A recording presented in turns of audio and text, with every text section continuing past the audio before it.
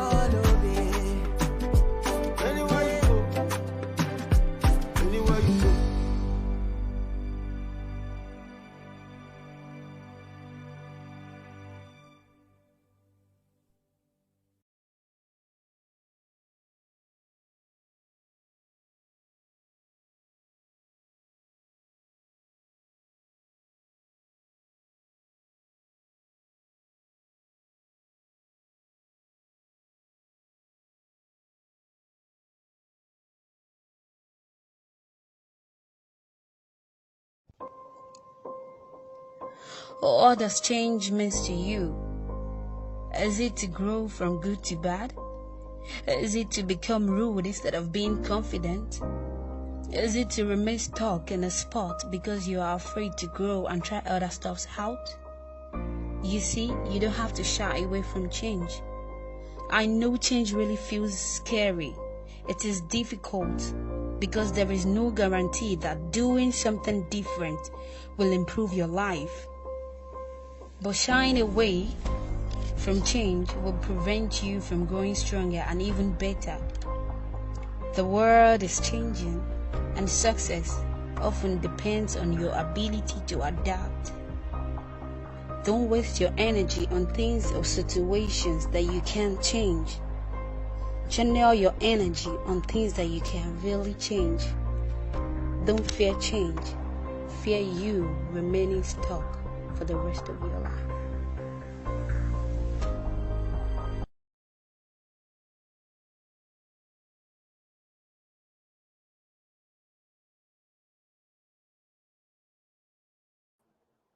Hello, hello, hello. I'm so happy to have you. We are so happy to have you. And this is Leap 1.0. It's the day 3 of Leap 1.0, and we are super excited.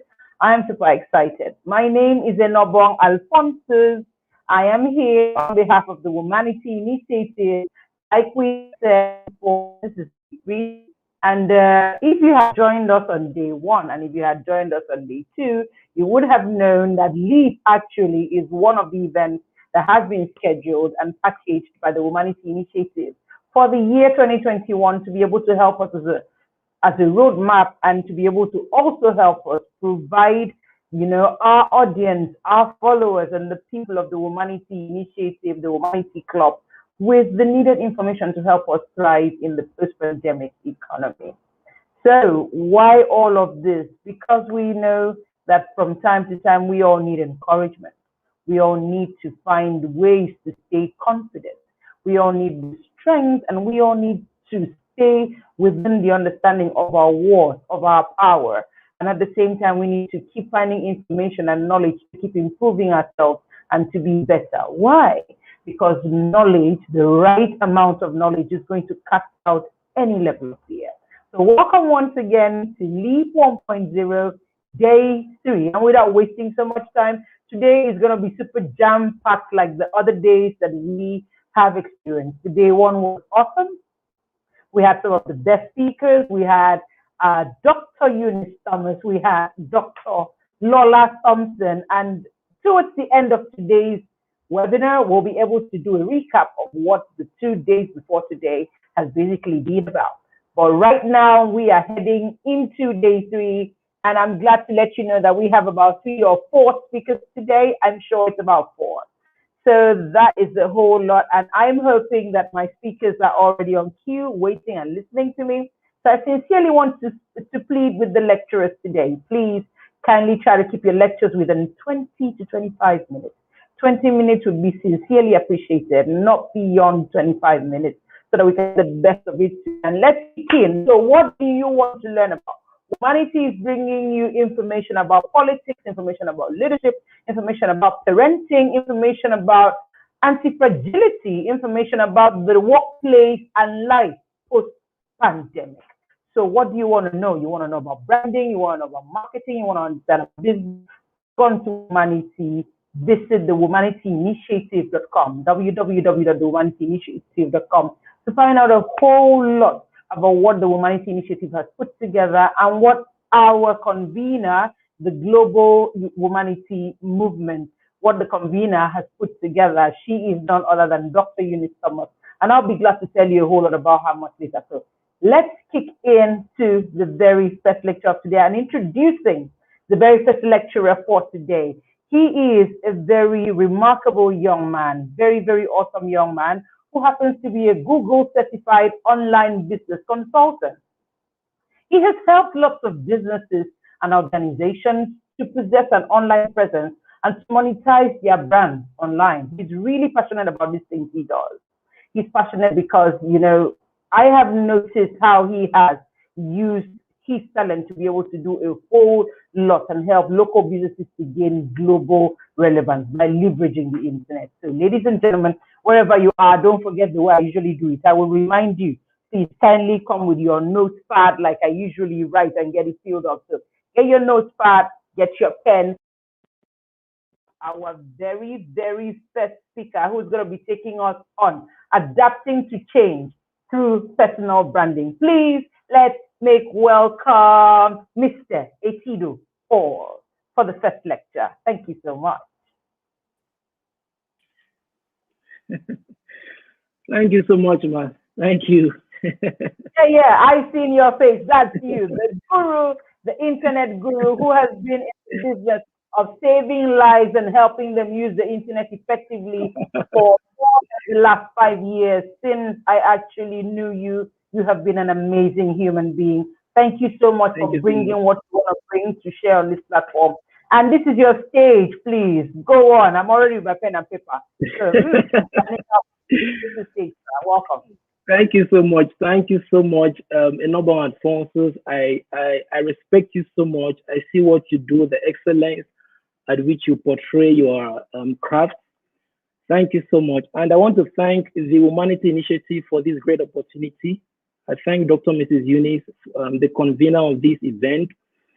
I thank other speakers from Dr. Lola Thompson, Dr. Eunice, and the speakers that have spoken yesterday, Dr. Regina, Dr. Itita, and the ones that are going to be speaking today, Dr. Cordelia Ito, Chinwe, Amanda, and my humble self. And I thank you also for watching. If you are watching live, if you are watching, if you are going to be watching the replay, thank you so much.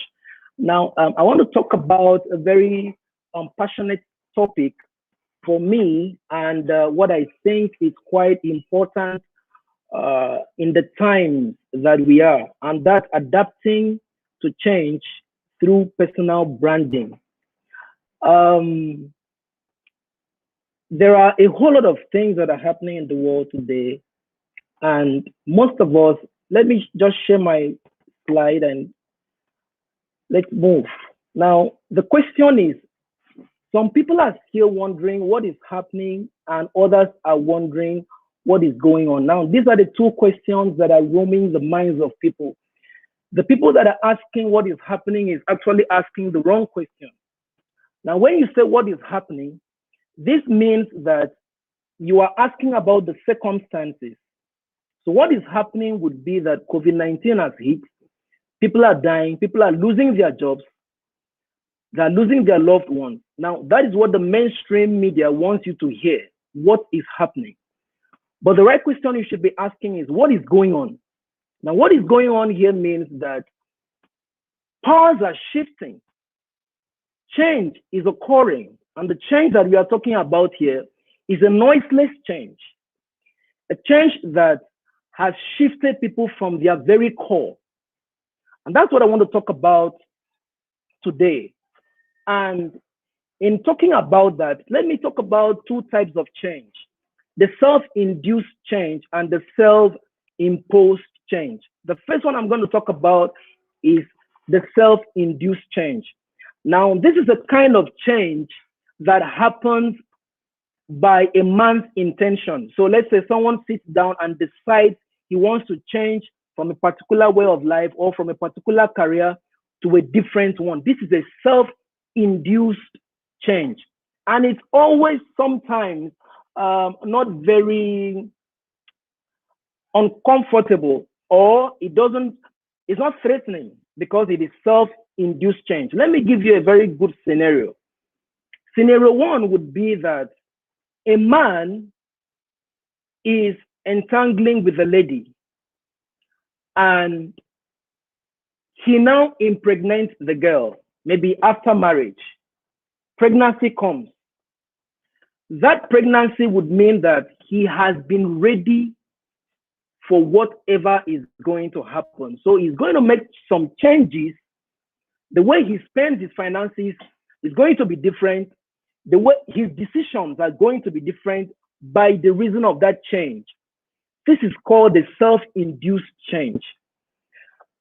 But the second part of change that has occurred to us, and most of us are not always very comfortable with, is the imposed change. This is the kind of change that happens to you and you ask yourself, why me? And when you ask yourself this question, I'm always forced to ask, who should it happen to? So imposed change. Let me use the other example we did, but a different terrain. So a young man also is entangled with a lady, and in the course of their entanglement, pregnancy, what they call unwanted pregnancy, comes. And in the process, the family of the child says, you cannot just impregnate the child and leave, you have to marry her. Now, that particular decision is going to influence every other thing that young man has been doing. This is an imposed kind of change that happens to you, and it shifts you from your core. Imposed change is quite different from the self-induced change, because the first one, you had been prepared. But this other one comes unannounced. It doesn't care whatever you do, how you feel, it just comes. And fortunately or unfortunately, this is the kind of change that has occurred to us during COVID-19. This is the kind of change that nobody had expected. Nobody had prepared for it. Now, if they had said at the beginning of this year, at 2020, that over 98% of the airports are going to be shut down, and only 2% of flights are going to be roaming the air over the whole earth. Someone would have said, what's actually wrong with this guy?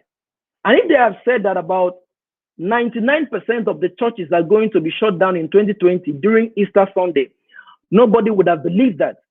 But this is the kind of change that was imposed on humanity.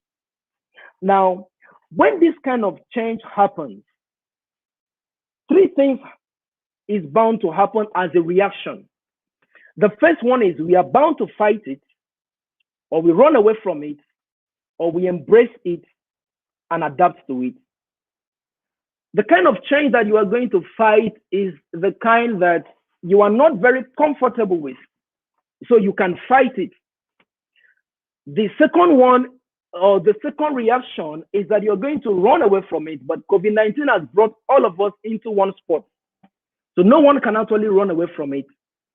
Then the third thing that I'm going to really focus on is to embrace the change and adapt to it. Talking about adapting, let me quickly say something. There is this research that was conducted during some time ago, over 2 decades, in Johns Hopkins University. Some lecturers took insects and they put it in an enclosed place. The essence of this was to find out how insects die. So they fed the insects with plants, a very limited kind of plant, over a period of time. Now, after about 4 to 5 days, the insect started dying. When the insect started dying, the scientists left. They came back after 3 days to see the dead body and to also conduct to finalize their research. But something quite important or quite interesting happened. While they came expecting to see the dead bodies of the insects, out of 20 insects, 5 of them had left the container they put them. So good enough, there was some CCTV cameras installed in the room they used for the research. So they had to go back to watch the camera or the video to actually see what happened to these insects, these 5 of them that have left the confined area. They realized that these 5 insects, instead of dying, they grew wings and fly out. This research explains what it means to embrace change and adapt to it. So instead of them dying, they grew new features that they never had and flew away. The change that has come on you, on your business, is actually coming to kill it. But instead of you to die, the option you have now is to grow more potentials and more wings and fly as far as you never flew before. Let me share my personal experience. You know, most times when I talk to people about change, some of them feel maybe I just fell from the sky, like I don't have any experience. Some people will tell me, sir, you don't even understand what's going on with me. I said, calm down, guys. I understand. Now, this is an experience that I've never shared with at least 90% of the people around me. Over 25 years ago, something happened to my family. My mom was not able to pay her house rent. Things were quite very difficult for her financially.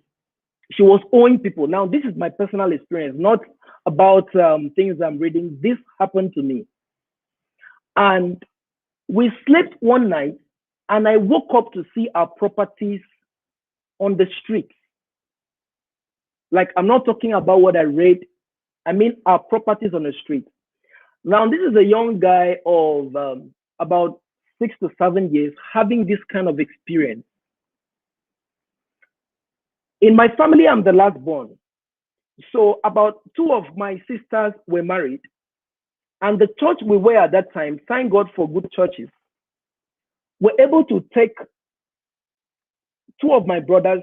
Until now, I cannot explain what happened, why I was not taken to have a shelter.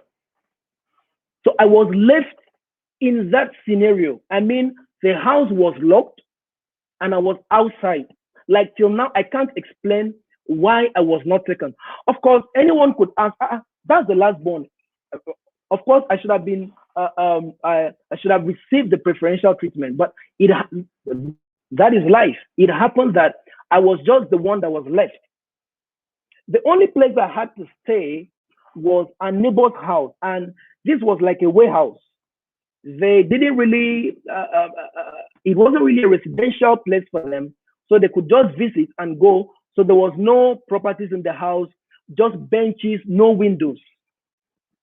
This is where I stayed, not just for one day, not 2 days, for over 2 months. Let's leave about whether I ate or I didn't eat. Now, the question was, how did I survive? How did I survive? That was a kind of change that happened to me that I never prepared, I never called for. That was an imposed change on me at that time. Talking about this memory alone gives me a kind of nostalgia already. But I still have to share it with you. Few things happened to me during that time, and is what I'm going to share with you. One of them is the will. At that point, I decided that my life can never end here. If there is one thing that God has given to humans, is the willpower. This is one of the strongest forces in the world that even God cannot contend with. The willpower.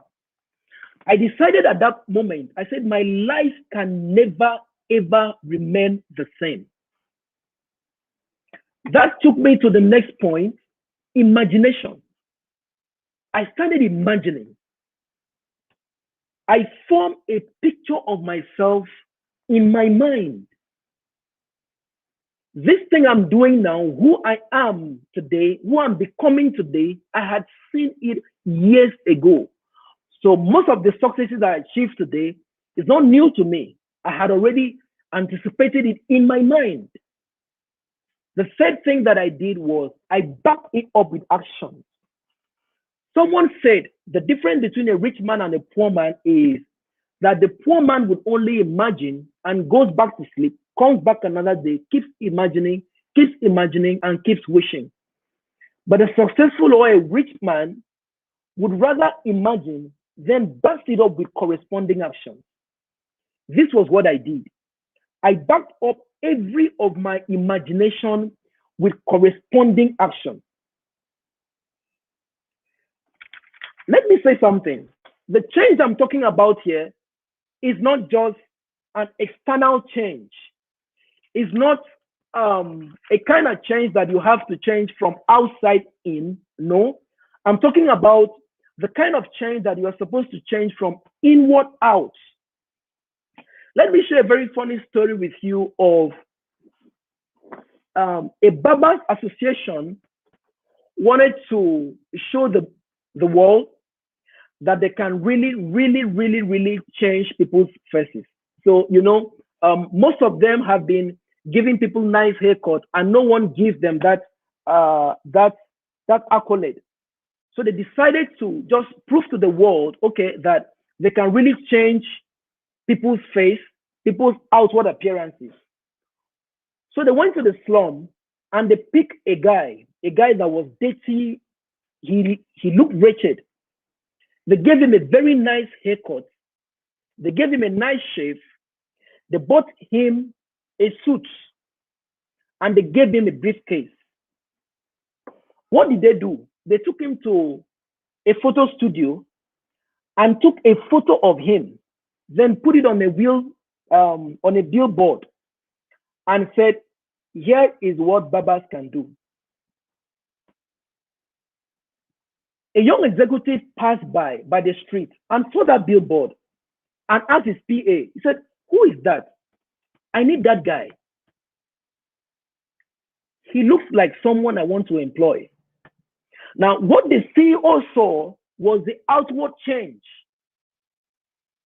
So the PA now went and in search of the guy, they brought him to the office, they offered him an appointment, and of course, he started working. 2 days after, they came back to work and they didn't see this guy again. Everyone in the office were quite amazed. What's really happening? Where is that guy? Where is that new employee? What's really happening?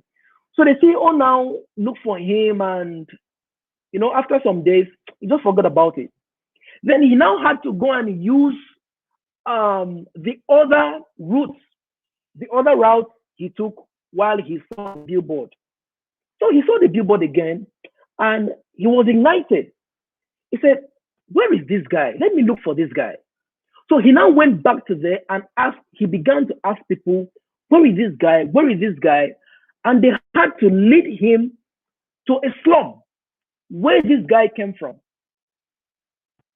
And he asked him, what happened? Where is your suit? Where is your briefcase? You left the office back to the slum. What happened?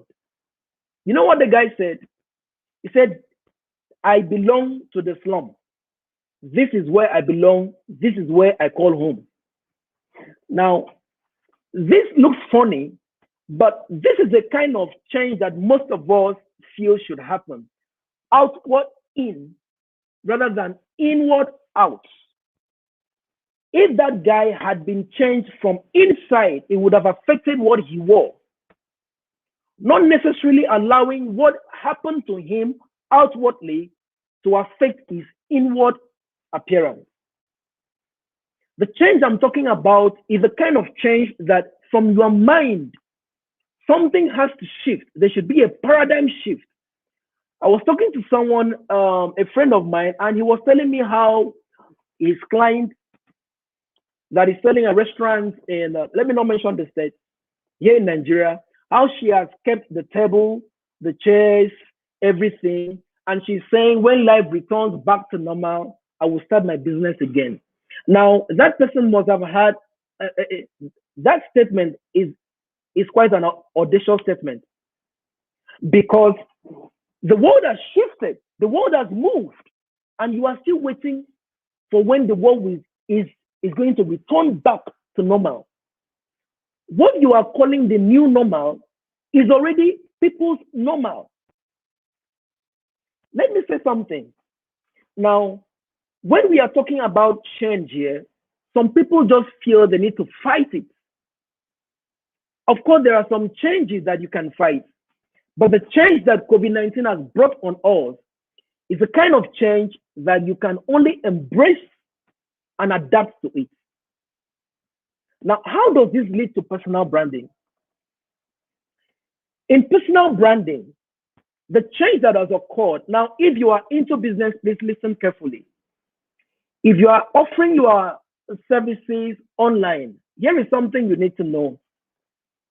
Before COVID, very talented and skillful people were offline. For whatever reason, they just refused to come online.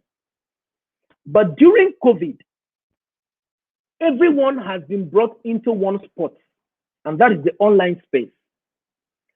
So the places that you were always king, in quotes, it will become a competitive territory to you. Big companies are coming online too, and one of the things you were always offering as value, other companies are giving it for free. That alone threatens your existence online.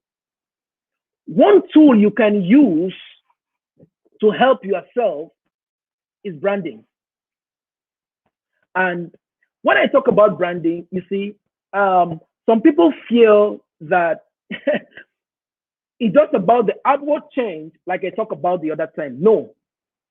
Now, let me tell you something about branding that most of us don't know. People feel that, I hear people say this a lot. They say, I know my value. Even if people don't know my value, God knows my value. It's true, God knows your value, but you are not dealing with men, with God. You are dealing with men on earth. Let me show you a scripture. Of course, I can't apologize for my faith. So now, this is 1 Samuel chapter 16, verse 7. Please, I want you to read with me. It says, but the Lord said to Samuel, don't be impressed by the appearance or his height, for I have rejected him. It says, God does not view things the way people do. That's true. But see the red letters. It says, people look on the outward appearance, but the Lord look at the heart. My emphasis is on the red line. People, human beings, look on the outward appearance. What does that tell you? This invalidates the statement most of us use, don't judge the book by its cover. Who told you? Of course, you should judge a book by its cover.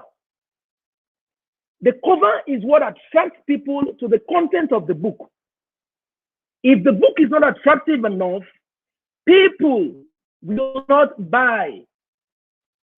If you, as a container, is not attractive enough, the content of your message would remain with you. People look on the outward appearance. This is the scriptures. This is the Bible. So don't just read the other part and you leave this part. Yes, God looks at the heart, but you are not dealing with God on earth. When you are in your marketplace, you are dealing with people, human beings, and they would always look at your outward appearance. This is where branding comes in. Now, the difference between branding and marketing is that marketing is what you say about yourself, and branding is what others say about you. Let me say that again. Marketing is what you say about yourself. So I'm Etido Paul, I'm an online business consultant, I'm Google certified. I can help you monetize your business online. That's marketing. I'm marketing myself to you. Now, branding is what others say about you. So a quick question now would be, when your name is mentioned in your absence, what do people think about you? Does your name resonate anything? If you mention your name, let's say Etido Paul, what does it mean in the minds of people? Can your name speak in your absence? That is branding. Let me show you another scripture. This is Psalm 115 verse 16. When I saw this, it blew my mind. It says, heaven is where the Lord lives. Certain, that's true. It says, but he gave the earth to the people that live there. This earth belongs to people, humans. You are not dealing with God. When you are transacting business, you should understand that you are dealing with humans. And humans would always judge you based on what they see. Now, have you ever been to maybe any business meeting and you hear someone say, it looks like it? That's what I'm talking about. And some other people say, doesn't look like the money is calling. It is branding that will be able to bring out the value in you and show to men. So no matter your content dies with you if you are not able to brand yourself in a way that looks like your content. The popular statement says, the way you are dressed is the way you are going to be addressed. And that's true. But however, I'm not really going to talk about branding in regard of dressing or the outward appearance. One word stands key when we are talking about branding, and that's your identity, brand identity. What do you stand for? Jesus, at the age of 12, he knew what he stood for. He started going to the synagogue. When the earthly mother and father came to look for him, they said, guy, where were you? He said, hey, you guys should wait. I'm busy going about doing my father's work. That's someone that understood his identity. He knew who he was. So now, in talking about branding, the first question should be, what is my identity? What do I stand for? What do I stand for? What is my message? What am I actually going to give as a brand promise? That takes me to the next point, guarantee and warranty. If you buy a product, now, for some of us that read the manual, someone like me, of course, I read manuals a lot. Like I could take 2, 3, 4 hours and read manuals. I just want to understand everything about the device I'm buying. Now, At the front page, you would see two headings.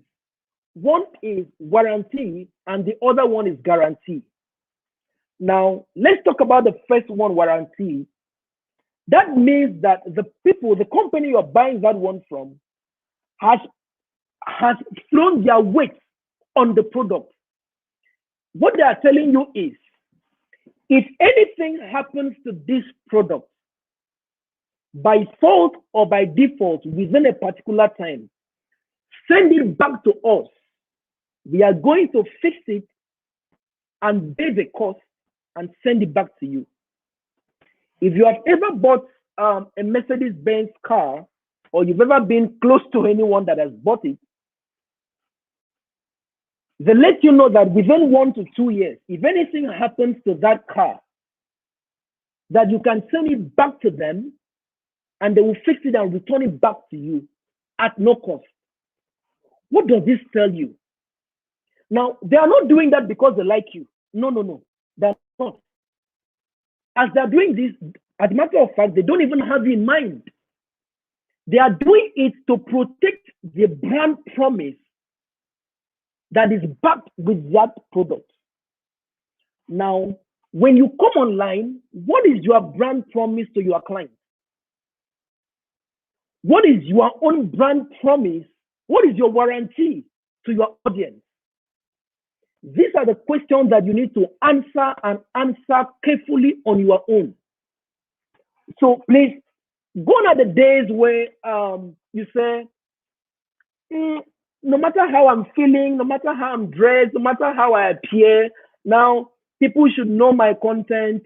That's true. People should know. But the truth is, they won't know. This is where branding comes in. And it's something that is quite key that everyone needs to know. So ask yourself, what exactly does my name say when it's being mentioned in my absence? What do people say about me? Does my name ring a bell?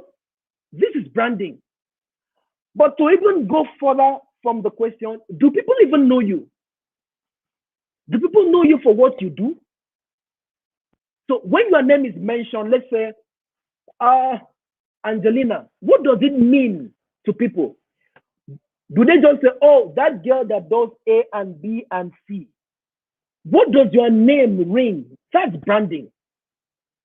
So how you can adapt to change through personal branding is, first of all, embrace the change, adapt to it, and brand yourself in such a way that people can actually see the value in you.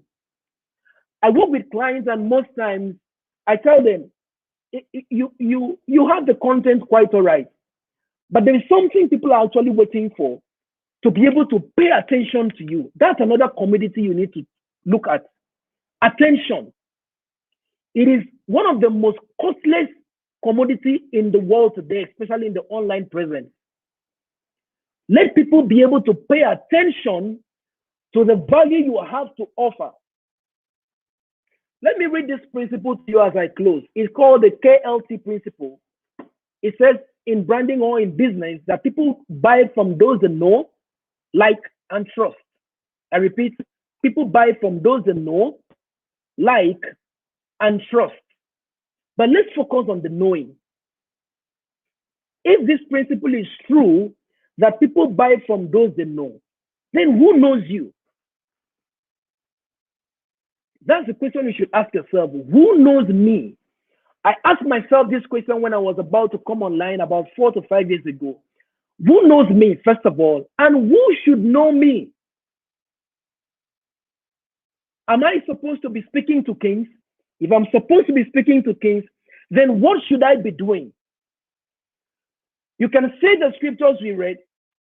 It says that God lives in heaven and he gives the earth to people that live there. People live on earth. You are not doing transaction with God. You are doing transaction with men. And men need to feel you. They need to see that you look like it. People need to see that whatever you are calling, the value that you are giving out, that container should be able to attract people to the content inside. That's branding. Now, let me say this on a final note also.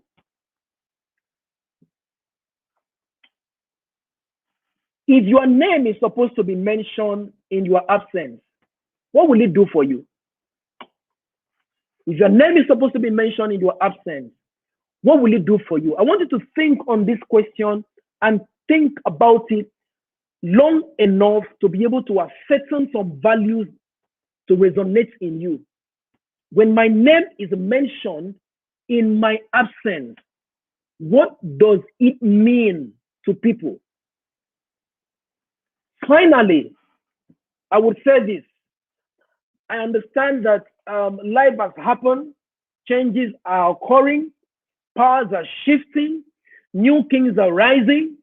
The people we call the underdogs are actually taking over because the borders in globalization are falling apart. Before now, the people in the first world country could actually shift their ideologies to us, and we couldn't actually shift our own ideologies to them because of what they call visa. So now, COVID-19 has brought all of us in one spot.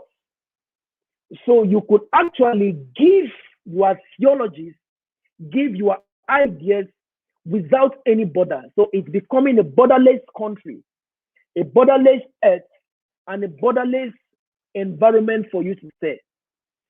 But please, please, don't just think about what is happening.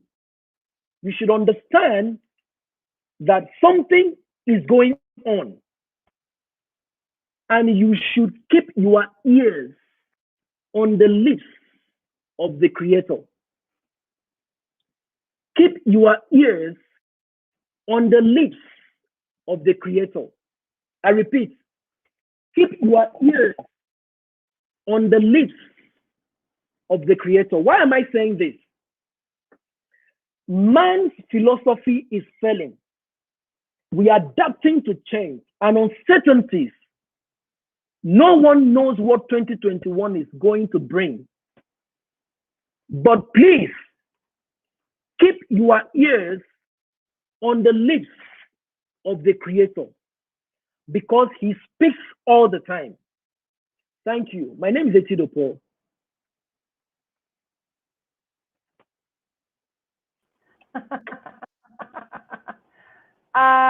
You didn't actually say that there is a part of all of this that will turn to church service. We would have known that there is an account number that will run by the screen so that we can send our ministry will continue to permanent size. Are you with me?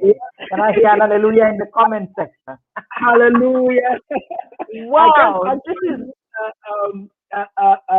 differentiate my faith from who I am. That's who I am. That's who I am. So it's a beautiful thing. I mean, people around the world are beginning to have an understanding that yes, basically religion is the bedrock of a lot of people's integrity, and the man of faith is usually, to a great degree, a man that can be trusted in his ways. If you understand what his faith is about, it's a different one when someone doesn't know where they stand. But we really appreciate it because there has been so much that we have learned. I took a whole lot of notes. And I was like, wow. I loved it from the very beginning when you started, when you talked about the fact that I don't remember exactly how you put it, but how I registered in my mind was that change will crush you if you don't adapt. That's true. That's how I registered in my mind, that change will crush you if you don't adapt. And that's true. I was really moved at the story, your personal story, which you brought on here to actually help us grapple on the situation of changes and the situation of how you began to reimagine the kind of life that you want, I'm moved that you shared this, and I really want to thank you on behalf of all of our viewers. And if you had listened, I would like to let you know that this is super real. The concept of change should not just be a kind where your mindset is not the first consideration. You want to wear the beautiful clothes and look the best. Because what you said, what Mr. Paul said is something that I have seen in practical actually. People begin to, begin to adorn themselves and feel that that will actually make up for all the, for maybe just make up to be able to make them receivable when they actually approach a certain place. But by the time tests are put in place, by the time the real work is to be done, by the time the chips are down, you get to see that their insides do not match their outside.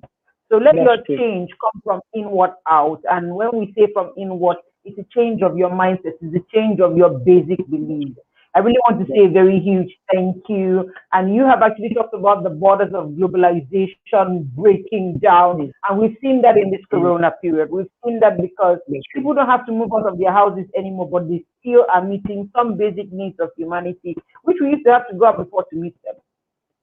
That's So I true. want to Now, thank you. let me quickly buttress on that point again. And I feel this is something people need to know. But in a very short sentence, technology should actually be the front end of their business rather than the back end. You know, what happened before was that people used um, technology as the back end rather than the front end. Now, what I mean by that is this: someone that is selling a restaurant has a restaurant, then come online to advertise the restaurant for people to come to the restaurant to buy. So the online was actually the back end while they still brought people back to the restaurant. The same thing happens to churches. Yeah, The church that's will the be basic in, method. thank you. So the church That will was be the in the basic place method. comes online to advertise. But what is happening now is that the online should be your front end rather than the back end. So with a click of a button, rather than you saying, "Oh, I'm here to satisfy my customer," it has shifted from customer satisfaction to customer's preference.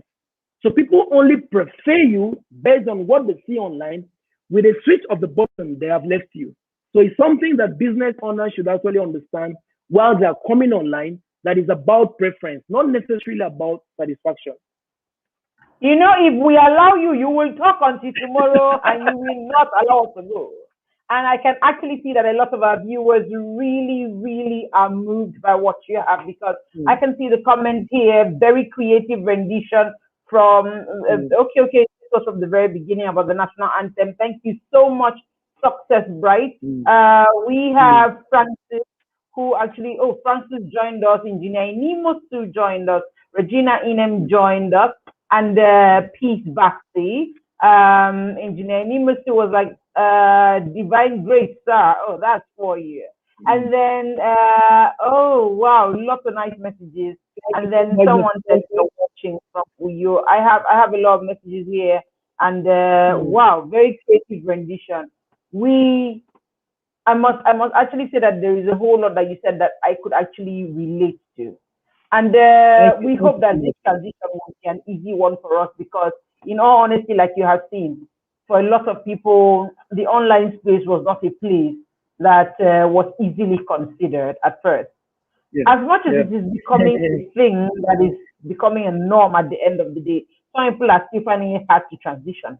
So if someone wants That's to true. reach out to you to be able to have help, being that you are an expert in getting people to position themselves online and to do better, how would someone be able to reach you? Please, I'd like you to leave an information before you go because I need to get you out of here in the next 1 minute.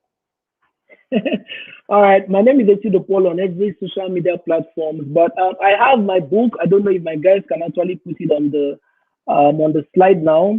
My book. I've actually given an offer for everyone watching this now. So my book Oh, goes for nice. 5,000 naira. Go for 5,000 naira, but for here I'm slashing it down to 3,000 naira. So okay, that's the link on the screen here. So you can actually take the Wow, link. why? I wish this link was on for a long time so that one could It's get to going to click. But we're going to make sure that um, we take that on and then pin that somewhere in the comments on our yeah, Facebook and on our YouTube so that's that true. anyone who wants to click would click. Would you give me the name of your book? Can you give me something very brief in just 3 seconds about it? How to Brand Yourself in This Present Age is actually a book on personal branding and how it relates to 21st century business. So it's a book on personal branding. I've shared a whole lot of my experience, how I grew from a place of nobody, let me use that in quotes, to a place that I am now. I've not yet arrived, but at least I've been able to attain a level of success. And those are the things that I've explained in that book, the steps I took, and other principles that are laid down on that book concerning personal branding. Wow, thank you so much. How to Brand Yourself in This Present Age, a book for 5,000 Naira, which at this particular conference, if you take advantage of it between today, within the next 24 hours, you would be able to get that book for what discount, please? 3,000 Naira. For 3,000, that's about a 40% discount. You will be able to get How to Brand Yourself in This Present Age by Mr. Etido Paul for 40% discount. It's going for 3,000 Naira instead of 5,000 Naira.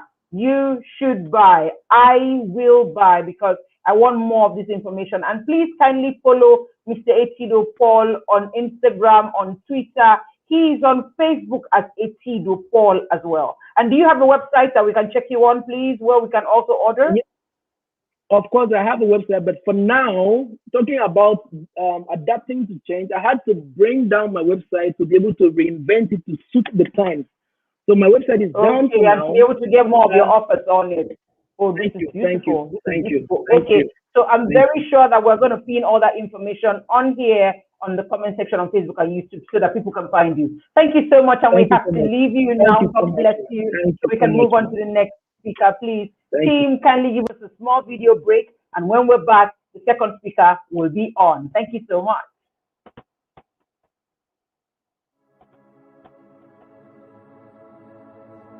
There is nothing you cannot be, there's nothing you cannot do, there's nothing you cannot have.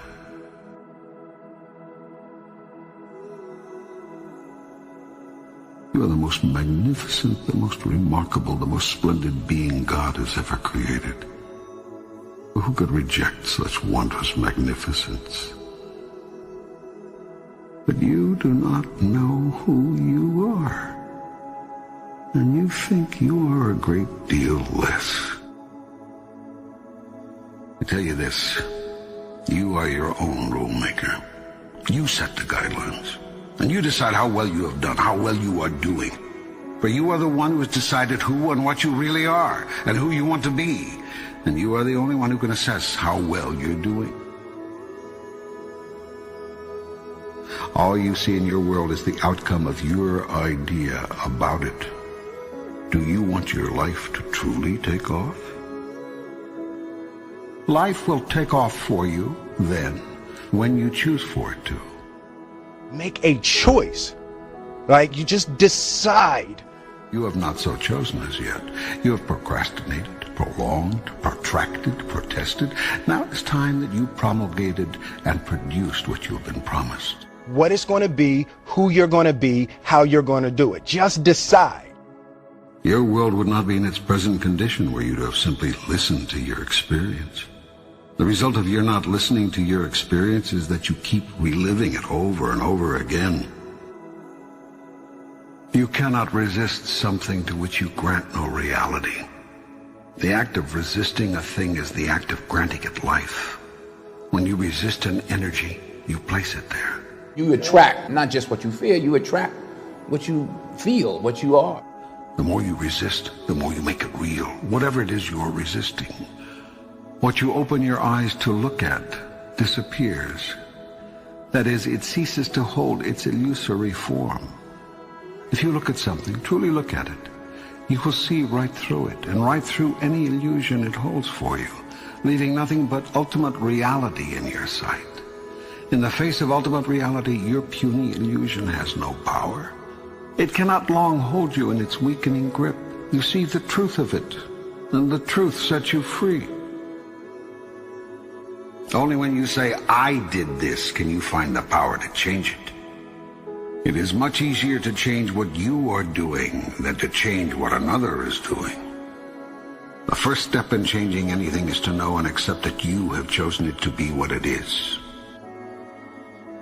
You are always in the process of creating. Every moment, every minute, every day. How you can create we'll go into later. For now, just take my word for it. You are a big creation machine, and you are turning out a new manifestation literally as fast as you can think.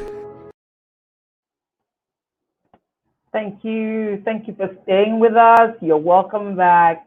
And that was a very awesome motivational video. I have learned a whole lot today. Speaking of the very first lecture that we had, which has to do with personal branding, adapting to change through personal branding. If you check what 2020 brought, you would know that there is a need to actually imbibe new methods of existence. There is a need to actually imbibe new methods in the way we approach life and the way we do things. I can tell you for sure that the man who actually has it very, very easy is the man who is aware and who can adapt. And I ask you today, please, to make sure that you take notes and that you always keep back into this video if you are looking for the answers to how to pull through the change that has affected your business, the change that has affected your livelihood, the change that has affected a whole lot of things and has made everybody complain. You can be the person who is not complaining. And to this end, I would like to make sure that I remind you once again to share this link to your friends, share it to your family members, share it to everybody, because you need other people to get the same information that you are about to get. We've had a first lecture on personal branding, and it has been immensely impactful. And I would like to welcome the very second speaker for today. Her name is Dr. Cordelia Etuk. Dr. Cordelia Etuk is a very adorable woman. She is a transformational coach. She's a speaker. She's a trainer. She's a teacher. She's armed with deep perception and keen insight and an uncanny intuition. She helps people to find answers and to navigate through challenges. Dr. Cordelia is well vested with the ability to help you regain your confidence and find your bearing again. It would be very, very awesome to have us listen to Dr. Cordelia as she teaches today on leading in the pandemic. Please, I welcome Dr. Cordelia Etuk for the second lecture, which goes by the title Leading in Pandemic. Ma'am, you're so beautiful. Hi, everyone. Hi, Enobong. Thank you so much. Let me first of all start by commending you on the work that you're doing. It's not an easy thing to coordinate this whole thing. Can you hear me? Can you hear me? Yes, I can. Very clearly. I can hear you very, very clearly, ma'am. Okay, great. So let me just say a big well done to you. Big thank you to you for the work. It's not so easy coordinating, this grand event, and also to say big congratulations to Dr. Eunice Thomas and the Humanity crew. This whole movement is phenomenal, and I can just imagine that this is just the beginning, and in a very short while, it's like the fire will engulf the world, because really we're here to make impact. We're here to Yes, we're here to make impact. We're here to, not to compete and contend, but to collaborate and to complement. So great theme, great philosophy, great message, and a great value system, So I'm glad to be here. Thank you so much for having me. Thank you. I've listened also to the other speakers. I just want to congratulate Etido Paul. That was very insightful. His teaching really, man looks on the outward, and I have to commend and recommend him very highly, because prior to my encounter with him, by the way, he's the one handling all my events and handling my personal branding and my presence online.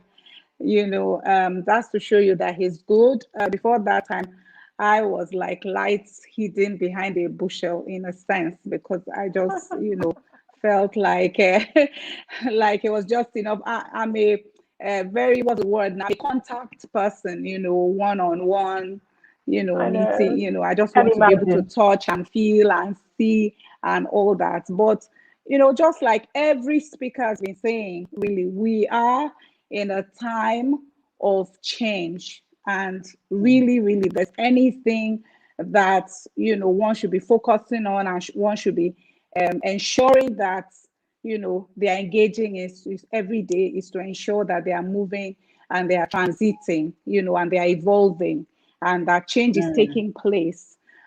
So some of the things that I'll be talking about this evening about how to lead in the time of a pandemic may not be so strange. I'm sure a lot of the speakers have mentioned it one way We or have another. we have we have And no problem. We're I super want to say, happy. We're super happy and we're yes, excited to hear from you. So what I'm gonna do is I'm just gonna slide out and give you the stage. We're ready for your lecture. You have about 20 to yeah, 25 minutes. So we are just so waiting to get everything that Dr. Cordelia has brought on this webinar. So thank you so much, ma'am. The stage is yours now. yeah. Okay, all right. Thank you so much. So hi everybody. Good evening again. I'm glad to be here, and we're just going to dive into what I have to share with you today. I'd like to talk to you, just a word about the pandemic. Nothing too much. I'm a medical doctor, by the way, but for the purpose of this talk, I'm not really going to be talking medicine in that sense, but just to say that usually when there's a pandemic, it means that there's a health situation and infectious situation that's affecting more than a few individuals, more than just one country, sometimes more than one continent. I mean, widespread, which is really what we're seeing about the coronavirus, COVID-19. And because of this, we know that this has affected, in fact, life as we know it, let me put it that way, because it affected business, economics, it's affected travel, hospitality, it's just affected entrepreneurship in every way, it's affected families. So we're really almost like in a VUCA situation, I find that, well, VUCA is a word or an acronym, as it were, that was coined in 1987 by some leadership theorists. My slide is not showing. Some leadership theorists, that try to explain or describe a situation where, for example, you have a situation where things are just going haywire and going out of hand. So VUCA, let me just quickly brush over that. VUCA, the first word V means volatile.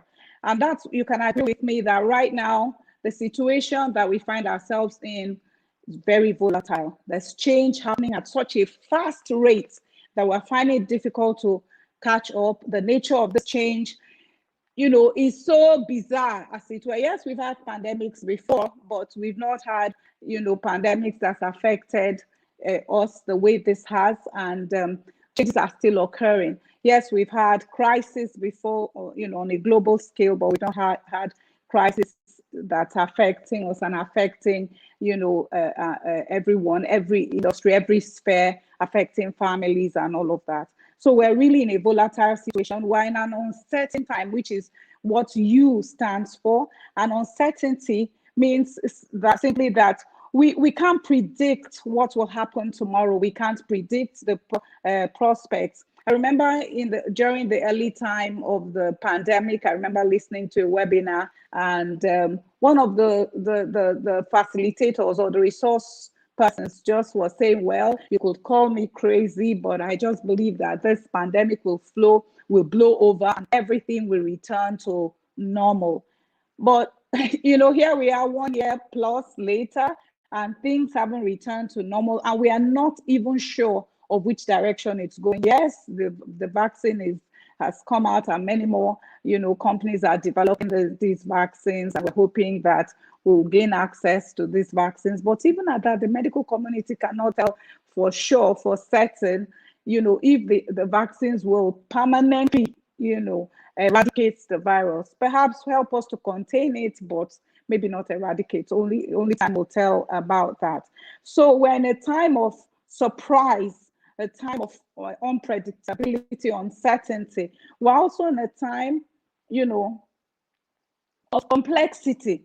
So much is happening. So many multiple forces are pulling. Issues are compounding us, here and there every day. So it's so difficult.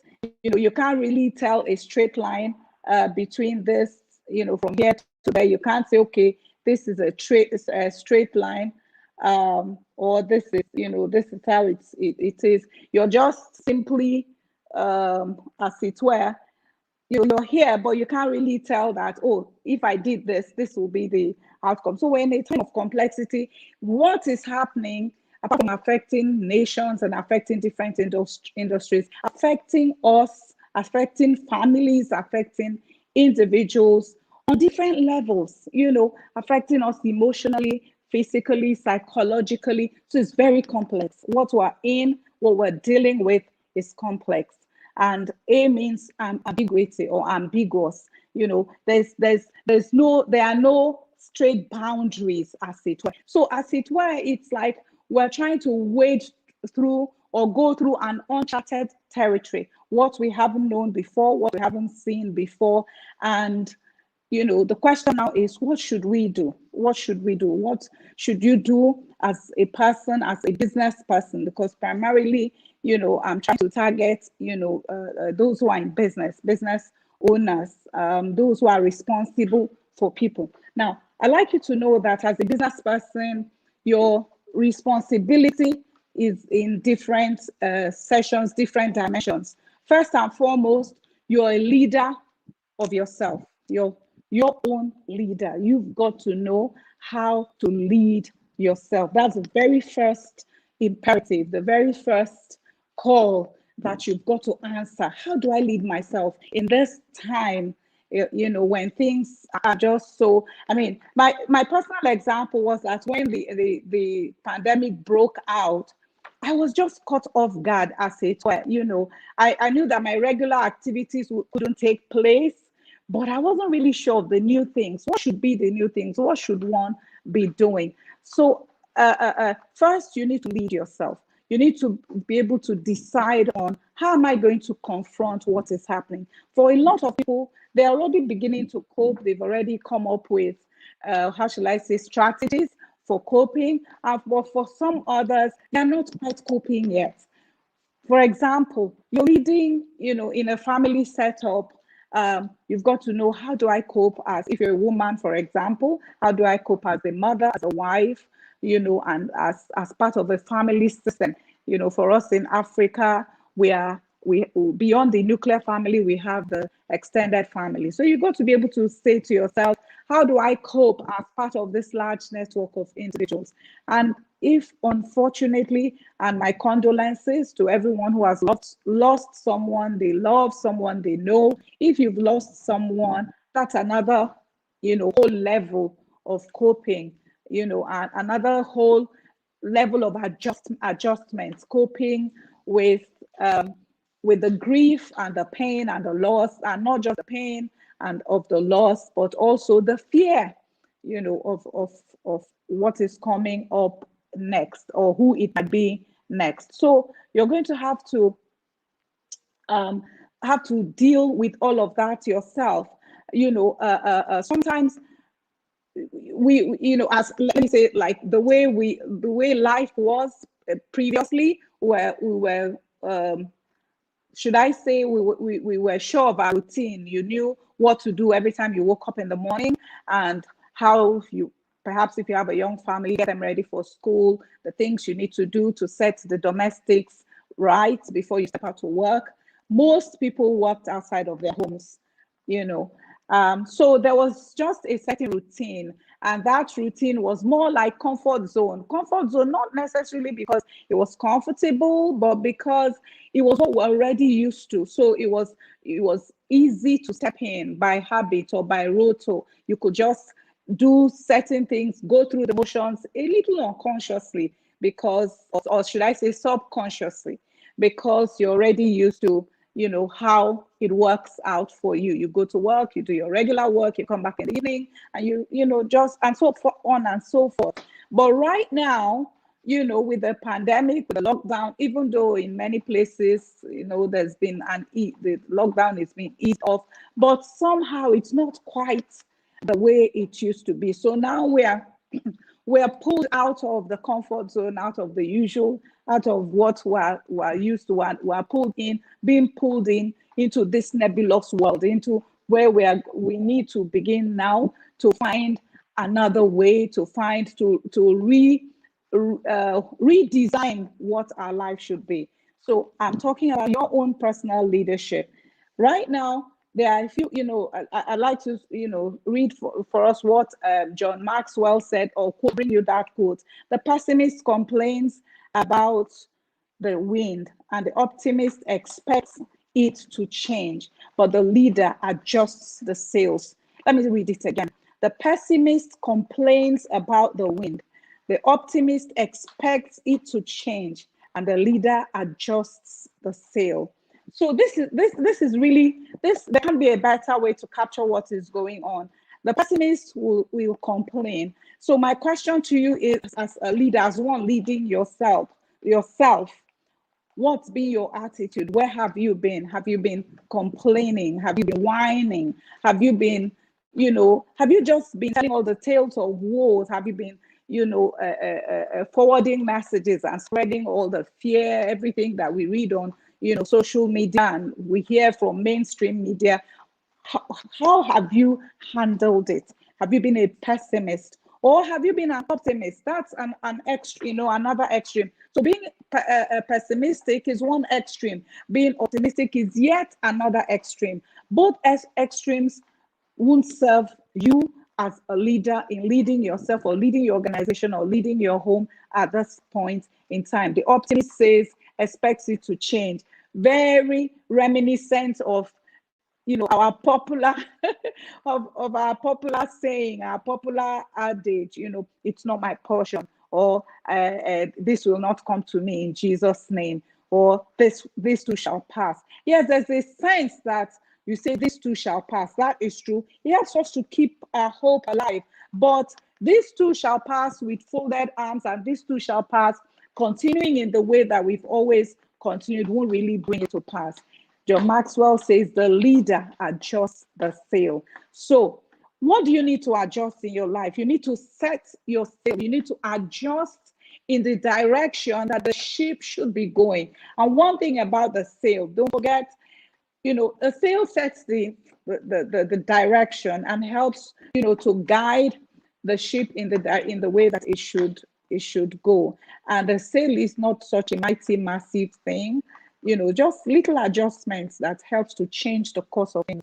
So quickly, I'm going to talk to you about a few things that you need to change, a few things you need to pay attention as leadership imperatives when you're taking up your position and making your adjustments as a leader during this time. The first thing you need to look at is to, first of all, come to terms with courage. And courage really is not about the absence of fear. I'm sure you've heard that. But courage is really about that inner ability, that push, that motivation, that thing that makes you get up and say, well, I'm going to tackle it. Even if I'm going to go down, I'll go down fighting. If there's anything you need to develop at this time, is courage. You need to have the courage to tackle what is before you. Whether things haven't worked out, your finances have been affected, there's change in the family, you need to have the courage to rise up, to get up out, of the doldrums, out of the place of self-pity. You're not going to take up courage if all your attention is focused on all the tales of woe that are out there. You're not going to take up courage if your attention is focused on perhaps the past. If you're riddled with guilt, perhaps you think about, oh, I should have done this, I should have done that. Why? I'm not prepared. This whole pandemic, my source of income is being cut off and I'm not prepared. You're not going to take up courage if you wallow in self-pity, in guilt, in regret. If you allow fear to overtake your heart, If you're just merely an optimist with your hands folded and saying, this too shall pass, it's not my portion in Jesus' name. Courage means just having that inner motivation, stirring yourself up to just get up and get going. Courage means taking responsibility, actually. Taking responsibility, saying, if there's going to be a change, if I'm going to get a grip of this situation, it's up to me. That's what courage is all about. The next attribute that you need as a leader who's leading herself or himself is confidence. And I can tell you something.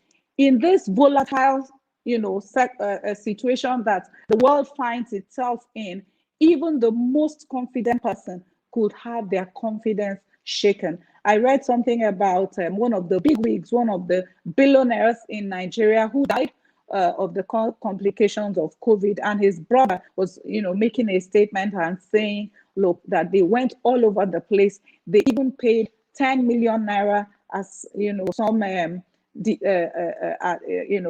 advance payment for him to get health care in one of the approved approved facilities, but still there wasn't really, he still died. And he made a comment. He said, look, if people who have the wherewithal, can still be taken off the scene by this, just like that, by this virus, by this plague, how much more those who don't. So no matter how confident you've been in the past, things have happened to may have happened to shake you up, or has happened to shake everyone up. So confidence is not going to come from just what has happened in the past or your past successes. Confidence is going to come from you taking steps currently, your current steps. What are you doing? Now, how have you adjusted your sail? What have you spoken to yourself about? Confidence will come from taking action. When you take one step, no matter how small, you build your confidence. Take action. Stop thinking. Stop allowing the ideas that come. Again, don't forget that the time of crisis is the time of opportunity. That's given. And that's somehow divinely arranged, and divinely orchestrated. That's in every difficulty and in the place of pain and peril, there's always opportunity. There's always opportunity. So confidence will come if you're able to recognize the opportunities, that are around. Recognize where you need to make the turn on the road, on your journey.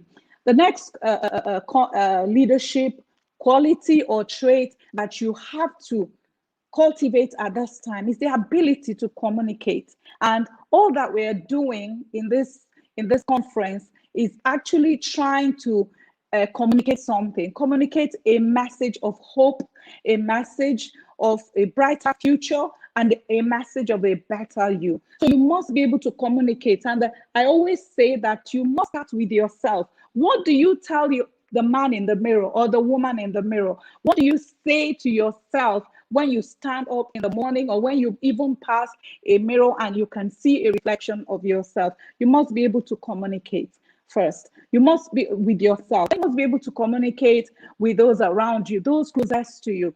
Communicate and be frank in your communication. Be able to communicate with your family, communicate with your spouse, with your significant other, with your children. You have to be able to let them know and understand this is how, this is where we are, the reality, but there is hope, but we can overcome and we're moving forward. So you need to be able to communicate. Let your communication be frank and open, and let your communication be clear, and let your communication be consistent. Frank, open, clear, and consistent communication. And above all, let your communication be positive. The fifth or the fourth skill of fourth traits that you need to develop in leading yourself and being able to cope in the pandemic is to develop character, strength of character. And this is where not where your personality comes in, but where your value system comes in. This is where you need to really drill down on who you really are, because when things are going well and everything is fine money is flowing and our jobs and our social systems are working, we tend to play to the gallery, play to the outward. We don't really take time to, pay attention to what's going on within. Who am I really? So this is the where you need to really sit down and say to yourself, who am I really? And again, zero in on what really makes you you.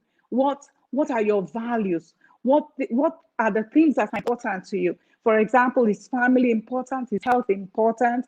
Is career important? Whatever it is that's important to you. Authenticity, is that important to you? Is love important to you? What is the sense of community important to you? Is trustworthiness important to you? Whatever is important to you, you need to zero in on it at this point in time, because that is still where your strength lies. Your strength is in your value system.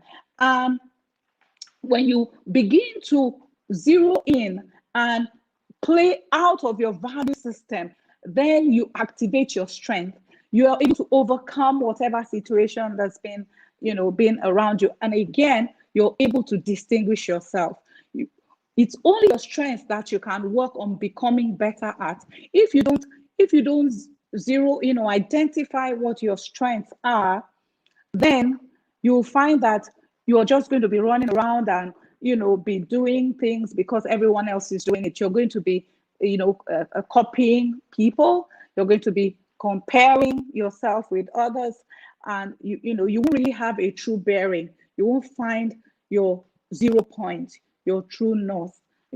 So character is very important at this time. When you look at what is important to you, what really means something to you, because a crisis comes to take away all the paraphernalia and all the dressing, the things we have used to decorate as it were, the things that we have used to accessorize life. But when the chips are down, we look at what stuff we are made of. So that's something that, as a leader, as one who wants to get a grip on themselves for this time, lead themselves so they can lead others, you must be able to zero in on your character. Finally, you have to look at commitment. Commitment is so important. Commitment is not about doing something one-off. Commitment is about continuing to push at it despite the difficulty. Despite the difficulty. Dan Sullivan says it is easier to make 100% commitment than 98% commitment. So that means that 10 out of 10 times when you're committed, you're going to do exactly the same. If you say to yourself that every morning, this is my morning routine, then whatever happens, whether you're seeing the results or not, you're committed to that routine. Commitment is very important. And it's commitment that actually will draw people to you and see and authenticate your leadership. It is this commitment that will make people see you as a trustworthy leader, as someone that can be depended upon, as someone that they can allow to lead them through the storm, because they see that, oh, you're committed, to the cause. So the next, having said this, it now brings me to, what you should be doing with your organization. If, for example, you're running a business and, no matter how big or how small that business is, it brings me to what you should be doing with your organization. I think my slide is playing up, so I just want to, leading your organization. So the first thing I'll say, having led yourself, having been sure behind closed doors, as it were, that this is who you are, this is what you want to, portray during this period, that you're not just going to allow the pandemic you're not going to sink, let me put it that way, then you will be in a better position to lead your organization. The first thing I like to say, the first skill is adaptation. You have to learn to adapt. Perhaps look at all the things that you have been doing before, the things that used to bring money, the things that the sales you make and all that, and you look and you find that sales have dropped, business is almost at zero. Now you need to be able to look at, well, what else can we do? What else can we do with what we have? How can we transit with what we have? This, you may not have with the resources to pivot, as it were, start a new thing. But you can look at, what you have currently, the people in terms of manpower, in terms of your clientele, in terms of your resources, your equipment, in terms of your processes. And you can look at it and look at all of those and begin to say to yourself, how can you adapt to changes? How can you turn things around? For example, transiting from making cold calls, from door-to-door sales, physical sales, to moving your marketing online is one way to adapt. Now, to be able to be an organization that adapts, for you to be able to lead, your company or your business to the place to the place of adaptation, you have to actually be eager to learn. So it might require learning new skills. It might require learning new techniques. It might just, it might just require doing new things. So learn to adapt. That's so important. Learn to adapt. I see a lot of people when they talk to me. I coach business people, by the way, and they talk about, oh, we want to open up another branch and we want to open up a physical store. And we say, look, this is not really the time to open up a physical store. You have to look at it. You have to look at what is involved in that. Look at whether will that serve you? Is that the right thing to do at this time? So you must learn to adapt. The next thing to do is that you must learn to create plans. I find that a lot of business, especially micro and small businesses, some medium scale businesses, have no strategic plans. They just wake up, go to work every day and make sales or make money. There are no strategic plans. A strategic plan is a plan of how to get to the future, how to move from where you are to where you want to be. So a strategic plan usually should be 3 to 5, 10-year plan. But because of the way things are, because of the VUCA situation with the world economy right now, because we're not sure that we have gotten a hand on the pandemic, you may not be able to make a 5-year plan that that you can say you can work, that can be authentic, or that can still be relevant in 5 years. So you have to learn or create plans that are flexible. When you make your plans, when you make your projections, when you look at the things you want to do and work out your strategies and tactics, you have to be able to look at different case scenarios. You have to be able to say, if we didn't make this, what will this be? If this happened like this, how are we going to do it? So you have to be able to create plans. If you've never planned, this is the time to plan. Planning takes time, but planning is more than 50% of the work. Planning is like an architect that, is someone who wants to build a house and first of all designs it on paper before even puts one thing down. As a business person, you must plan. You've got to have your plan, and you have your plan documented.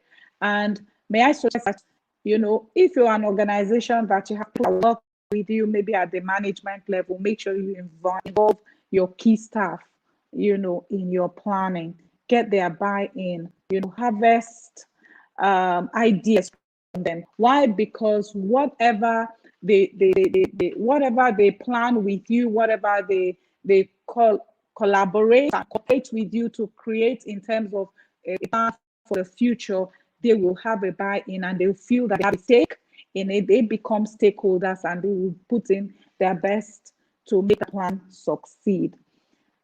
Thirdly, you need to be able to communicate clearly. We've talked about communicating, personally, in your personal space, communicating with yourself, but you must also be able to communicate with the people that you lead at work. You must be able to communicate with your staff.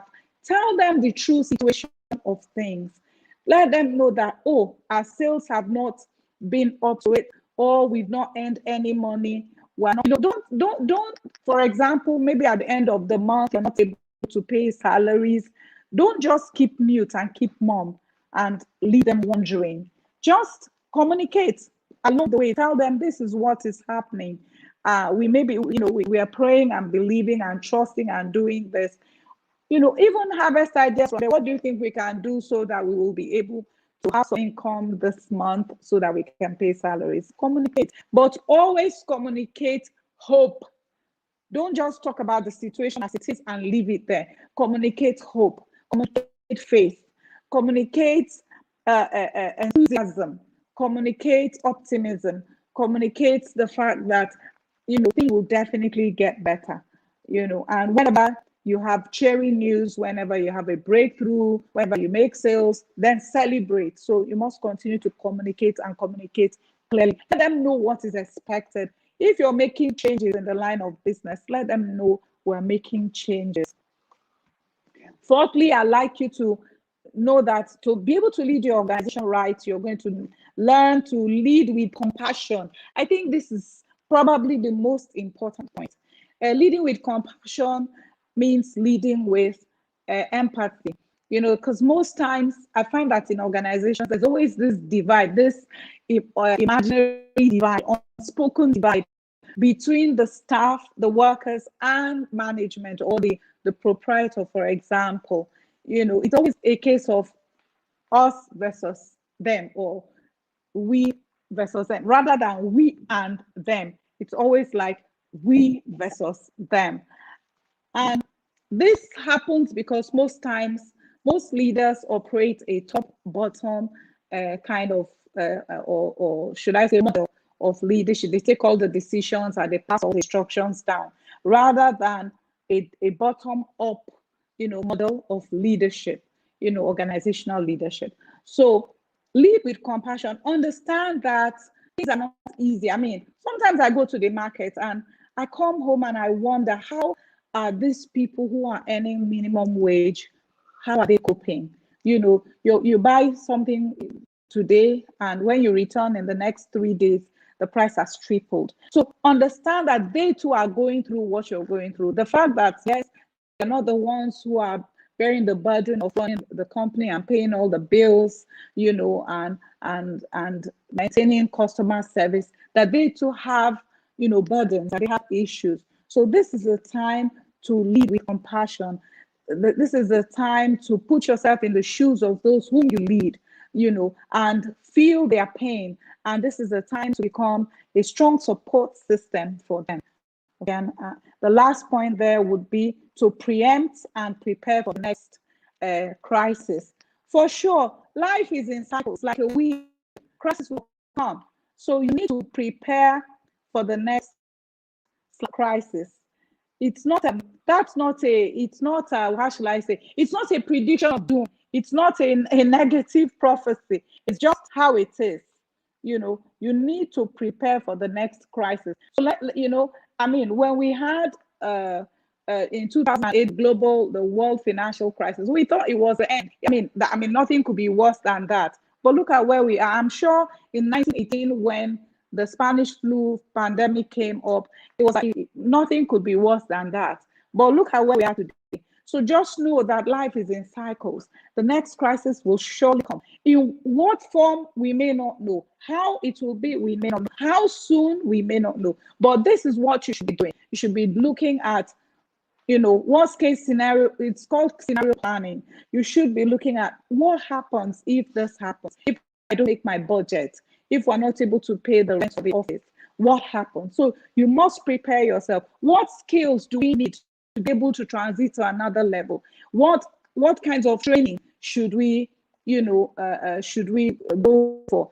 How do we retain our clients, right now, so that they can continue to be loyal to us, or we can continue to do business for them even after the time. So you must prepare for the next time, and that will involve stringent management. This is the time to bootstrap. This is the time to set your financial goals and your financial management goals. Let me put it that way, because most times when we set financial goals, we only set goals about how much we want to earn. We don't set goals about how we want to spend that money. In terms of how our fiscal measures, what we should do to be able to conserve resources. So this is the time for you to set your goal and say, for example, every 10% of every income that comes into the company is for savings and investment for the future. Even at this, even though the money isn't that much, it's not enough, but you can set a financial management goal at this time as a way of preparing for the future. You can get your people trained and getting more skill, upskilling, like upskill your people as a way of preparing for the future. Fortunately, right now, there are many trainings that are online, some are free, some you have to pay for, but at very highly subsidized rates. So prepare, know that the future will come, crisis will come again, but you need to build and fortify your business for that time. Finally, and lastly, I would like to give a quote, a quote by Darren Hardy. And he says, an ordinary person is one who, a hero is an ordinary person who in an extraordinary situation steps up and takes action. Let me read it again. A hero is an ordinary person who in an extraordinary situation steps up and takes action. Darren Hardy said that. Now, we're just ordinary people, but we are in an extraordinary situation. So if you want to become a hero like I want to be, I want to look back at this time and say, this is what I did, this is how I led, and this is how I came through. Then you have to step up and take action. Step up and take action. Thank you very much. Thank you so much, Dr. Cordelia. Actually, it's really surprising for me when I learned that you're a medical doctor. Team, kindly help the slide to come. Sorry, please, team, kindly help the slides to go. Okay, yeah, thank you. That's good. Please, team, that's fine. I want to get to see your face a lot more and tell you thank you. I know, sorry, I didn't know previously that you're a medical doctor. And this is the first time actually knowing that you're a medical doctor, because I've heard about you as a transformational coach, and it's really awesome. And the topics you have actually taken us through today are sincerely amazing. When you spoke about the attributes of a leader, speaking about courage, the 5 C's, I think I was just getting in my head because I wanted to have it. I was just telling myself I should have it. I wrote it down anyway as well, but I'm trying to get it in my head. So let me see. It is courage, confidence, character, and commitment. Oh no, before commitment, I think it's okay. Courage, confidence, communication. I will not forget that. Communication, character, and commitment. And that was really insightful. Thank you. What was more insightful was where you expressed communication. It's not just your communication with other people. It's also the communication you have with yourself.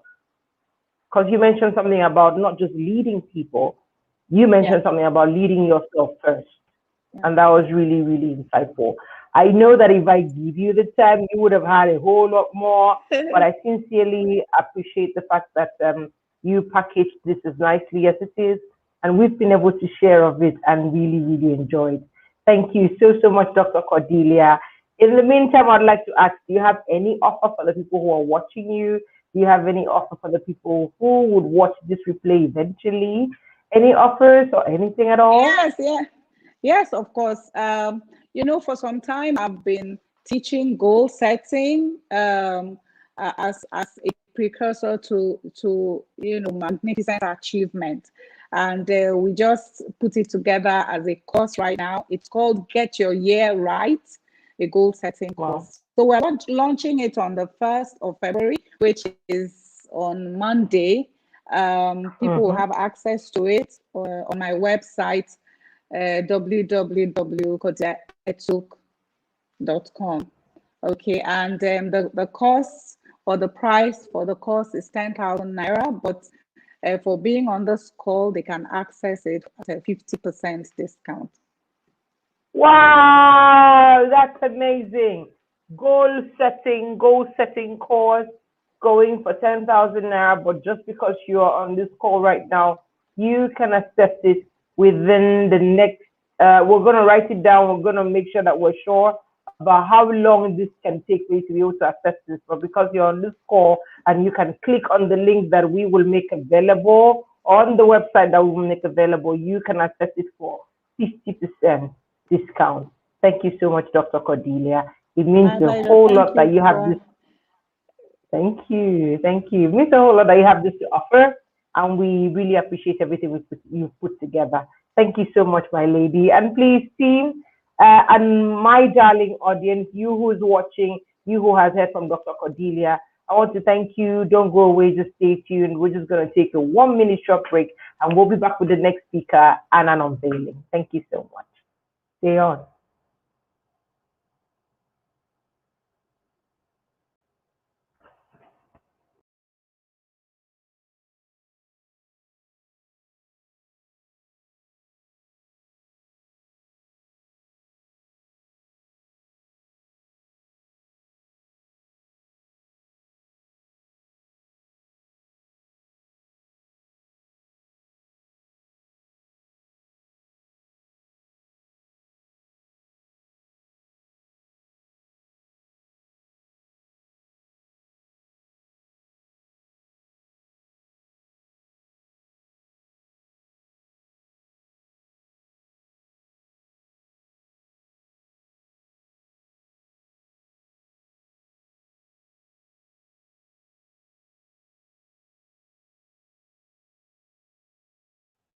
So, ladies and gentlemen, thank you so much for staying tuned. It's really been an awesome evening, and we're going to wrap up on a very, very high, awesome note. So, what did you learn? What did you learn? That's one thing I'd like to say, please. What did you learn? Kindly drop something awesome in the comment section. Leave your nuggets in the comment section because we would really, really like to know what you're learning. We'd really like to know what you're taking home. And this means a whole lot to me because lots of people have joined in and I have seen a whole lot of comments. I have seen from Peace Baxi. Wow, thank you, Doctor. I should thank you so much, Peace, for having the time to actually join us. And then Peace again says, step, take actions. Yeah, take actions. Yes, those are the things that Doctor mentioned, that it's not just about just having the confidence, it's not just about just saying you could be a leader. One of the attributes that the leader should have is the courage to take action. Courage is the positive motivation within yourself to be able to get out there and do the things you want to do. And you should be confident no matter what in all the things you want to do. So thank you so much, Peace Basket. That's really, really great. Dorothy Yetimede says, wow, thank you, mom. I wish I can afford it. Oh, that's so awesome. We're just going to check it out and then we're going to tell you what we can do because I think she already has given a 50% discount. I'll see and then we'll look for the Humanity Initiative, will look for a way to reach out to you. And Wumi James says, thank you, Doctor. Doctor, there's a whole lot of accolades for you. We sincerely appreciate your time. And at this period, we're about to move to our third lecture. Now, this third lecture actually comes from a very adorable lady. I know she's ready. And at this point, we have heard about a whole lot of things, starting from personal branding and how it can actually help you through this time, and then leading in the time of pandemic. At this point, we're about to move to a very finance sensitive topic.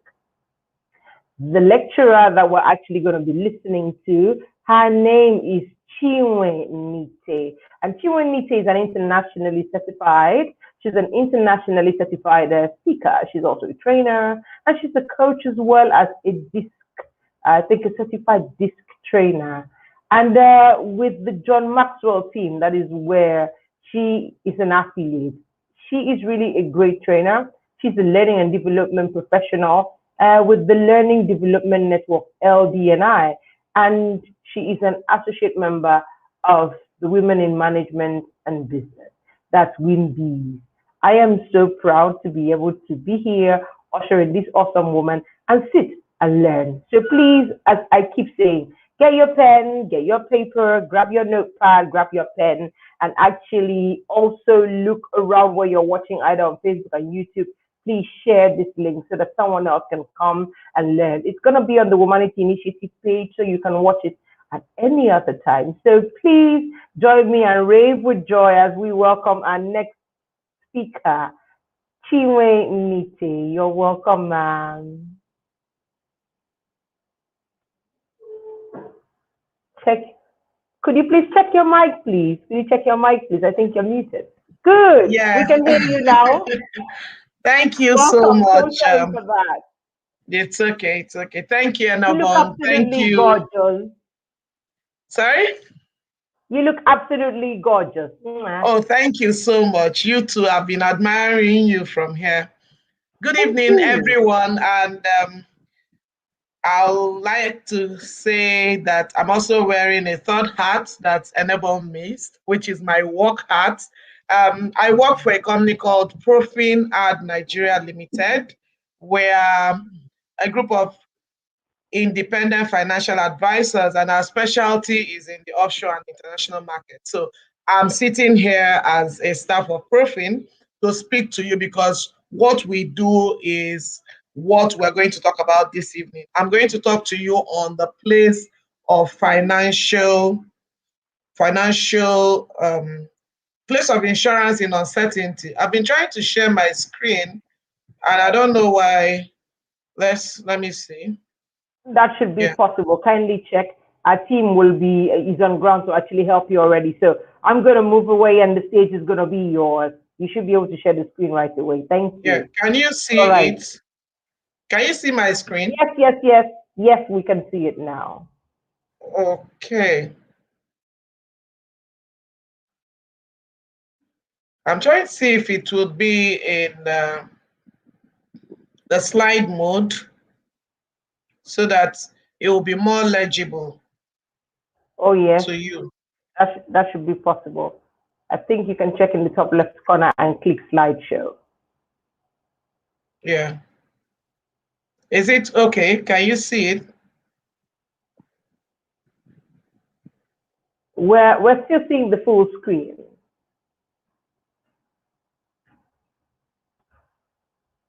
Okay, while we wait or while I try to do that, I'm trying to put it on slideshow and I don't know why it's not coming up on slideshow. Is it okay now? It's not coming up on slideshow. Well, I think you can go ahead with it as far as you can select the pages you want. It's not a problem. Go ahead, please. Okay. All right. So when we talk about uncertainties, the first fact that you need to know about uncertainties is that these things are not working out the way it should. So, sorry about that.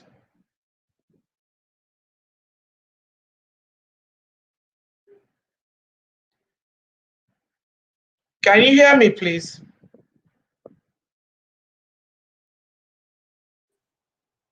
Very well, very well. I can still hear you. It's okay the way it was before. You can put it up so that you can go ahead. We will still be able to see. Let it be the full screen if you cannot go up the way you want. We're fine.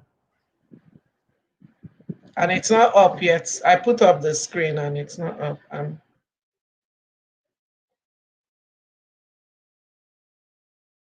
Okay, so let me just go ahead and talk, and when the screen comes up, we'll continue. So when we're talking about the place of insurance in uncertainties, I mean, Doctor has spoken so much about uncertainties and sorry, this thing went to, yeah. So Doctor has spoken so much about uncertainties and Etido also talked about change or die. He was quite direct and I liked that. You know, you either change or you die.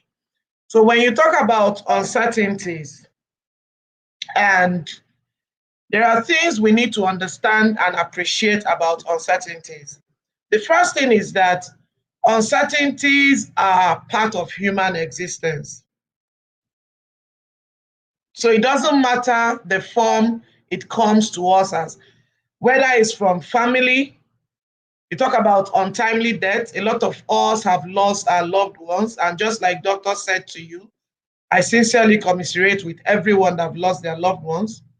It can come in form of disability, any form of disability, some permanent disability, some just short-term, long-term.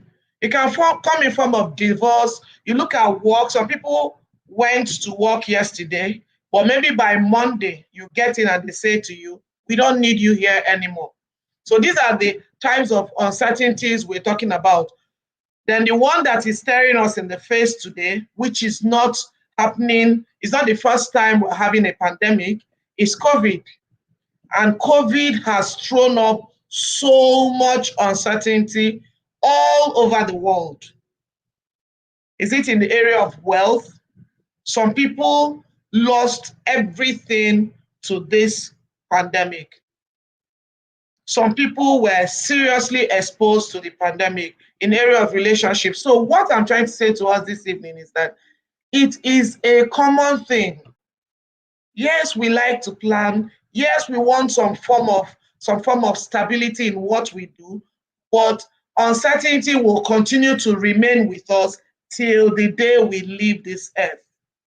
And the second fact about it is that in as much as we want some level of comfort, some level of certainty, and that's why we do all we do to sit down. I mean, doctor talked about goal setting, planning your life, ensuring that you do all you need to do to achieve what you need to achieve. The fact is that we do not have control of most of the things that happen to you and I. So these uncertainties abound with us. The only thing you need is a comprehensive financial plan to mitigate against the negative impact of uncertainties on both you and your family. And I'll share a personal experience with this. In 2005, that was 16 years ago, so I got a new job, 2004, very well, good pay, everything. And I bought a car early 2005. I was living in my uncle's house. So my colleague's friend that works in an insurance company came to me and said, Chima, why don't you take a comprehensive insurance? And I said to him, yeah, I'll take a comprehensive insurance if that is what I need for my car. So I decided to take up a comprehensive insurance. Guess what happened? I got home, shared my plans with my uncle and the people around in the family. And every single one of them, including one of my uncle's friend that at the time didn't have a car, said to me, why are you wasting your money? What will a comprehensive insurance do for you? And then my uncle, I mean, for the older ones here, in that year, he had an S-Class, the one we used to call Beast. So he had this big Mercedes car. And he said to me, what insurance do you think I have on my car? And I said, I don't know. He said, I have a third-party insurance. And then they went to the religious dimension. Oh, are you planning to die? Are you planning to have an accident? What do you need a comprehensive for? So I didn't take a comprehensive. Down that year, my brother and I moved out. We got our own place. And I was going to church on the 23rd of October that same year. 3 events happened in Nigeria. 22nd night, Bellevue left Lagos for Abuja and it crashed in Ogun State. The morning of that 23rd, as the story of that crash filtered in, we heard that our First Lady, Mrs. Stella Obasanjo, passed. So with that news, I was driving to church along Bagada and Tony Express, and I somersaulted. And guess what? I learned a very bitter lesson. When I tried to call up my insurance because of the accident, they told me that what third-party insurance covers is not me and my car, but whoever I hit and their cars. So I learned a very sad lesson that year. I had to fix my car myself. And since that day, subsequently, I got another car and then another one by God's grace. All my cars I took full comprehensive insurance. Because if I had taken a comprehensive insurance, all I would have done was get the insurance to come and look at the car and then pay me for the value that I insured the car for. And I would have just gone to buy another car. But no, I didn't take a good plan. And this is where I found myself. And when we talk about financial planning, insurance is part of financial planning. It starts from having a sound protection. And insurance is the beginning. Why do I say so? Because if you do not protect yourself, everything you acquire in life is at risk. And my question to us this evening is, one, what impact did COVID-19 have on you? And is there anybody listening to me this evening that came out of the negative impact because you had a sound financial plan? If you're here, you can kindly just share your experience with us. Now, when we talk about financial planning, before you are able to have the right insurance, the right plan for yourself and your family, you need to understand the human and financial life cycle. I will just skip through this because this is not what we're talking about this evening, but it's very necessary for us to understand what we're talking about. Now, there are 3 stages everyone is expected to go through from the day you were born to the day you die. And these stages, we call it the human life cycle. And within these stages, there are also some things that you're expected to do with your finances. So the first stage is what we call the foundation stage. At the foundation stage, I'm not happy with what this slide is doing, but it's okay. At the foundation stage, which is between age 1 to 24, you are expected at that stage to have completed your education. Even if you haven't done that, it's okay. The whole essence is that at your foundation stage, the financial implication for putting you through school, providing shelter and accommodation and all that for you is borne by someone else. Okay? That stage is borne by someone else. Then when you go beyond the foundation stage, you get to your earning stage. The earning stage is that stage where, I hope you can see where I am. The earning stage is that stage where you are actively working. You've started your employment. We call it the life planning stage, age between 25 and 55. At this stage, you are expected at this stage to take the necessary decisions for your life right from the very first paycheck you get.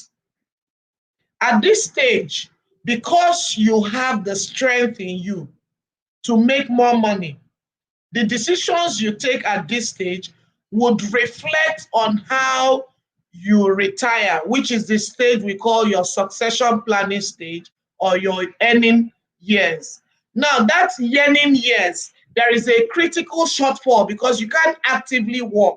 So if you do not take the right decisions to put in place the right plan in your earning years, you will surely earn at last. So how do we go about taking the right plan to ensure that we end well?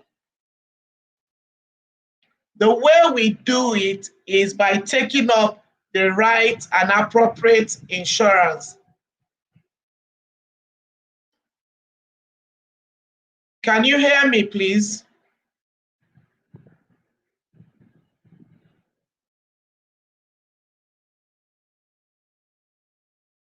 Hello?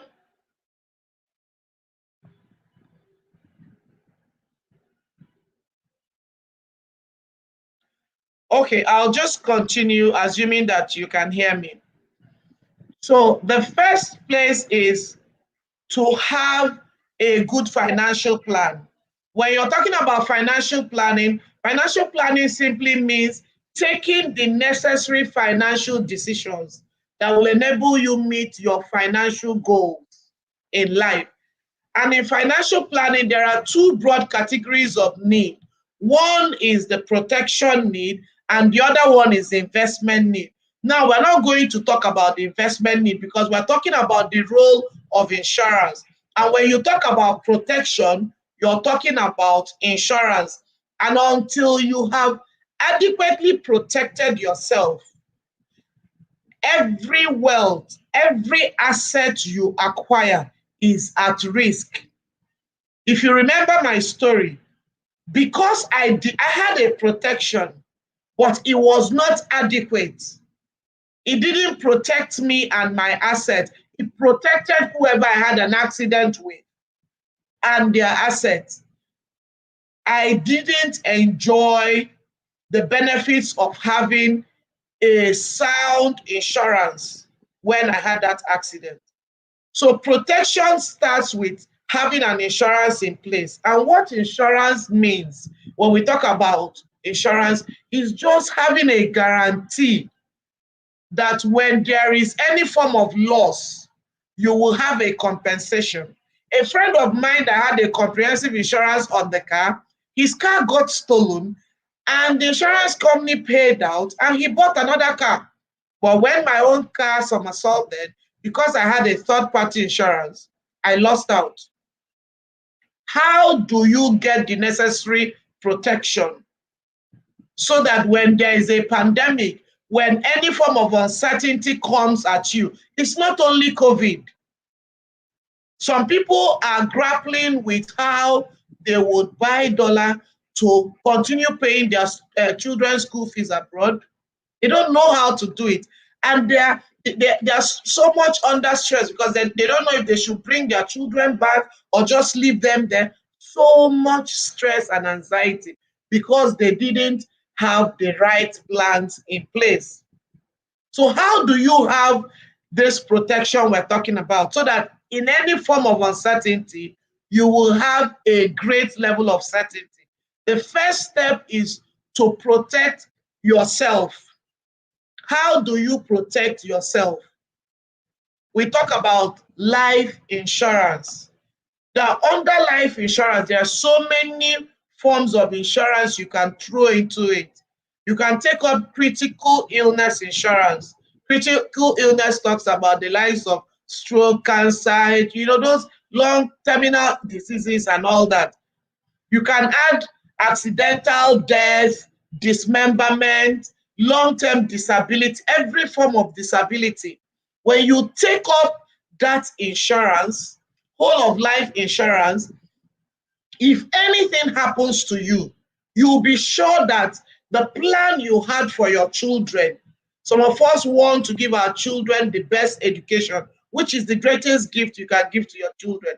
When you take up that insurance, you're sure that even if you're not here, your children will be able to get to that highest level of education that you have planned for them.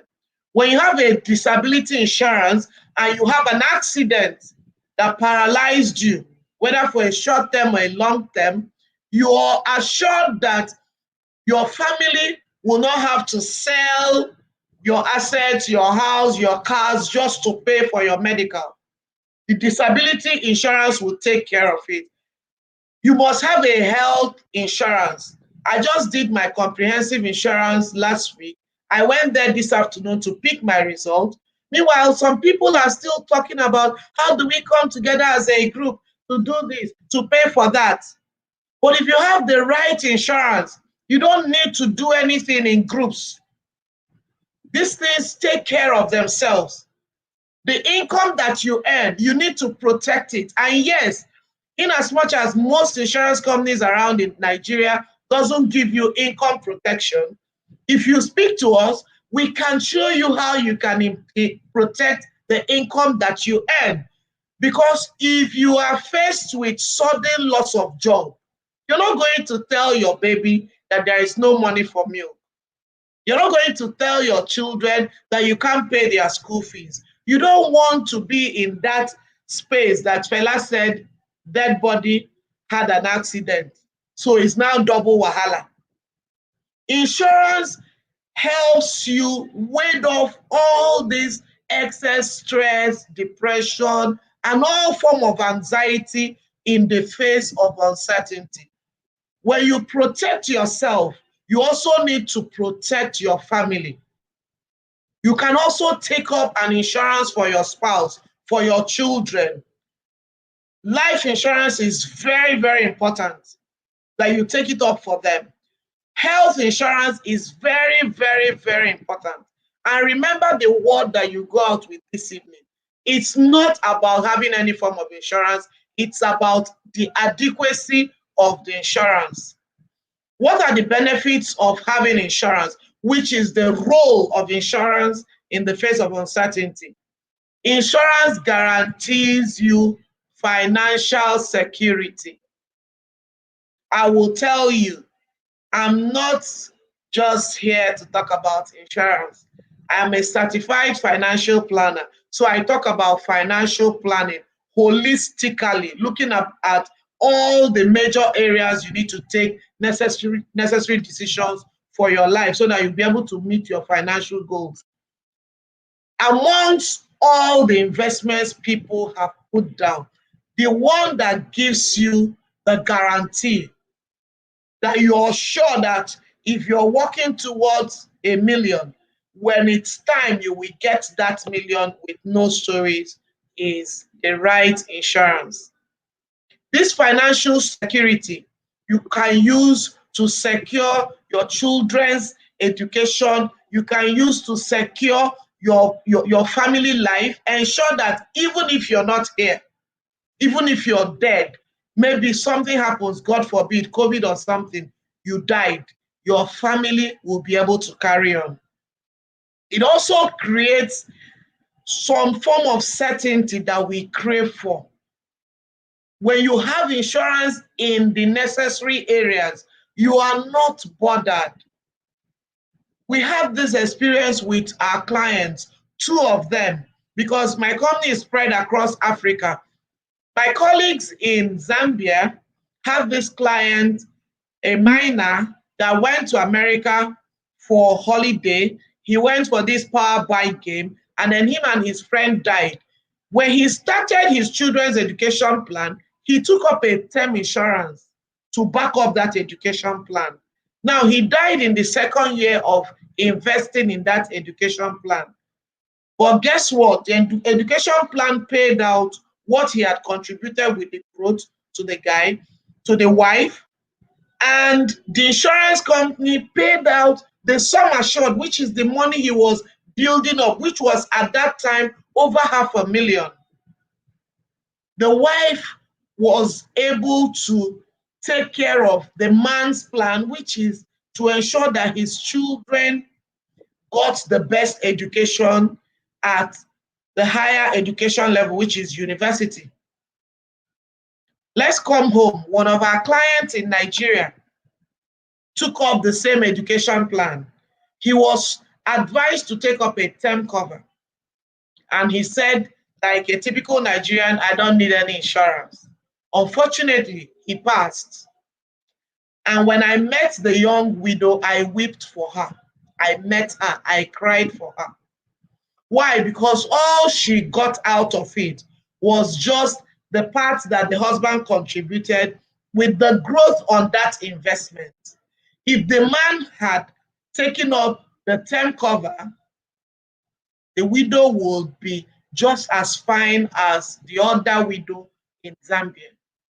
So this is what the role insurance plays in the face of uncertainty. It guarantees you financial security and it ensures that you have some form of certainty even when there is uncertainty.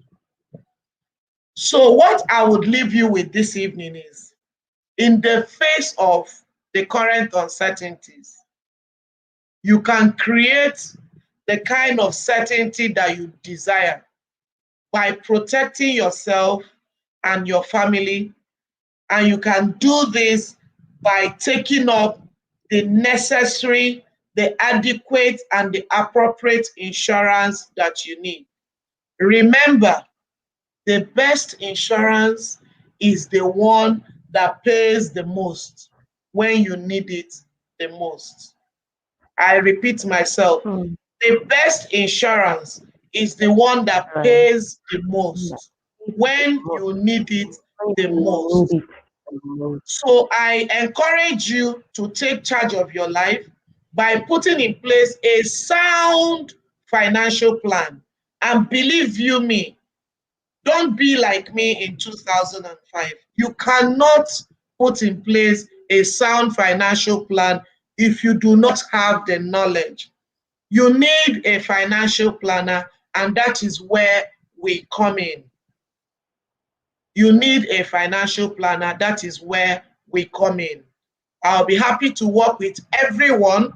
We've gone into organizations to enlighten them on financial planning. We've done one-on-one with individuals, and I'll be happy to do it free of charge to train you and show you how to plan yourself so that in the face of any form of uncertainty, you and your family will have your desired level of certainty. Thank you very much. And my contact will be shared when I close this because it's on the presentation, but the slides didn't complete with me this evening. Thank I'm you, sorry. I'm so and sorry. God There bless must you. I thank don't know you. what happened, but thank you for your time. I'll take your No, it's quite questions now. okay. It's quite okay. If I must be honest, I think there is nothing super out of place because you were able to still express the things you need to express. I personally have taken a whole lot back, apart from the fact that insurance is basically can aid when uncertainties show up. I've equally seen that it could be a very, very good way to be able to put money away for other plans. Like you mentioned something about education fund, and then you spoke about the different that I think there are different kinds. I heard you mentioned something about disability. You mentioned something about children's education. So I think there may be some of us that would want to have more information. So if there is a website or a contact number or somewhere where we could reach out to you, such information would like to have it. Would like to have such information. So you could either, possibly let us have that so that we can actually show that here. Right about now, we want to thank you so much, Chinwe Nite. Thank you so much, Mrs. Nite. It was so great to have you. So at about this point, we won't actually be going for a break. We're just going to go straight up to the next lecture. And the next lecture, if I have to introduce this fourth speaker, I would like to say that this is a very young and very awesome woman. She is a lawyer, an activist, and a humanitarian. I have met her once and she is super beautiful. I hope that she can be available for us. If she can be available in just a minute, that will be fine. But if that's not possible, that would be okay as well. Lady Chiwenite, please kindly let us have the information so that anybody who would like to know more, would be able to contact you. Is there a website? Is there a phone number? Somehow to contact you, please? Okay, yes, I've sent it on in the chat room. That's my phone number, and the Okay. website is. Yeah, go on. The website is? It's also, I'm typing it out. Okay. We will take that and then we're going to pin it to our Facebook. We're going to pin it to the views so that people can see in the comment section. Thank you so much. Thank you so much. Thank you, and I apologize for what is going on in my background. Thank No, you. it's okay. Thanks a whole lot. I should really Thank you. appreciate you. Okay, I've seen the number Chiwenite, yes, beautiful. 080-3312-7821. Thank you very much, my lady. Thank Thank you. you. All right. So at this point, we're actually about to wrap up. Our last speaker, I don't know. I think she's having a bit of technical issues and somehow difficulty joining us. And a very awesome woman. who has a very awesome career, even though she's quite youthful. Her youthful career has spanned over several industries, including insurance, including defense, high duty civil engineering, and she's a wonderful lady. I wish you would have had her because she would have been speaking about parenting. But at this period where I cannot have her up, I would like to just play a small, let's just take a little video break.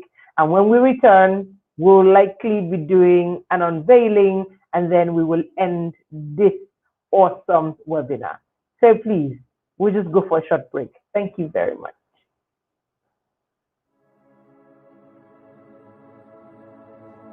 There is nothing you cannot be, there's nothing you cannot do, there's nothing you cannot have.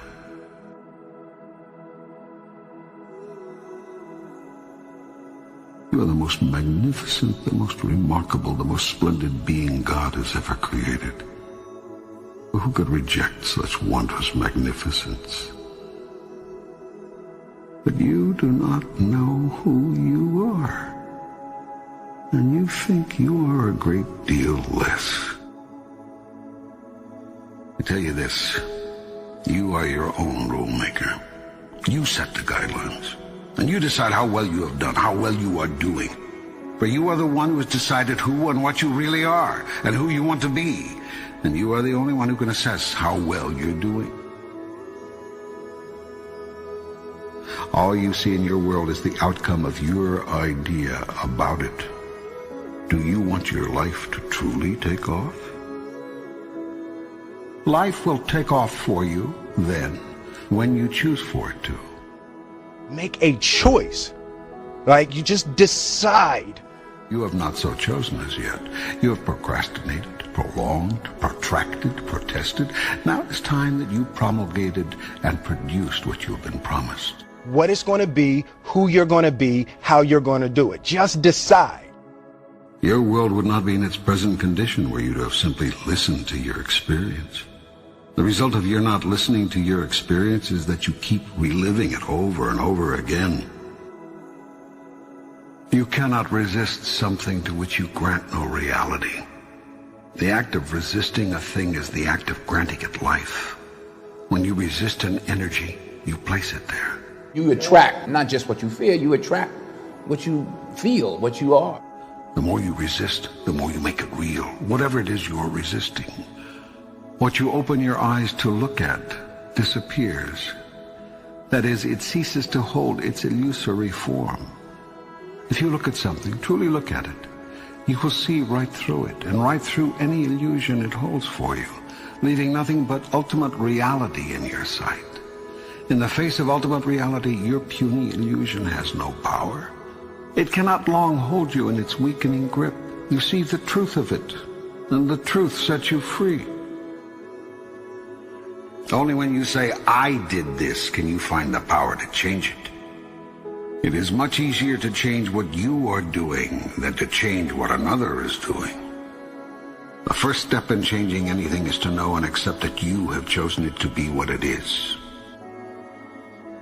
You are always in the process of creating, every moment, every minute, every day. How you can create we'll go into later. For now, just take my word for it. You are a big creation machine, and you are turning out a new manifestation literally as fast as you can think.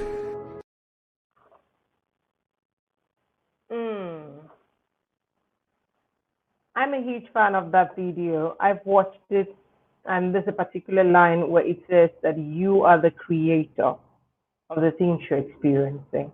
And it means a whole lot for me to be able to moderate this webinar up till this point and to bring it finally to an end. I want to let you know that 2020 may have taken us by storm and by surprise, but 2021, we have the power to create the experiences that we need. I'm not trying to be biased or to sound unreligious, but let's actually be honest here. I think that God has given us everything we need. And if you do not believe it, check. There are people who within this very pandemic have made even more. So what am I talking about here? This is the time to find the right knowledge that we might be able to cast out fear, cast out poverty, and cast out the things that are holding us bound. I plead that everything that you have learned in this conference from the first day to the second day to this very last day, the ones that have really been able to relate with you and get to you on a deeper level, use them very, very amazingly to turn your life around and transform your situation. Begin to change, begin to understand that there is a need for you to be aware of the things that are happening around you. There's a need for you to be aware of what is going on. There is a need for you to be able to muster the courage, find that positive motivation within you to get up and do what is necessary to be done. And then you need to find and summon the confidence in yourself. Tell yourself good things. Begin to believe that that thing you're looking for is going to work out for you. That's one of the things we learned in the first day. That's this awesome effect that was actually called I think the peak. I'm gonna get that name again because it was super, super awesome. Like I was really, really moved about it because it really got to me on a level that was super deep. The Pygmalion effect, yes. I didn't like that I forgot that because it was deep. The Pygmalion effect is about being able to envision what you want to be, and it will come to pass more like a self-fulfilling prophecy. It's actually happening for a whole lot of people. You should begin to be that positive in your life.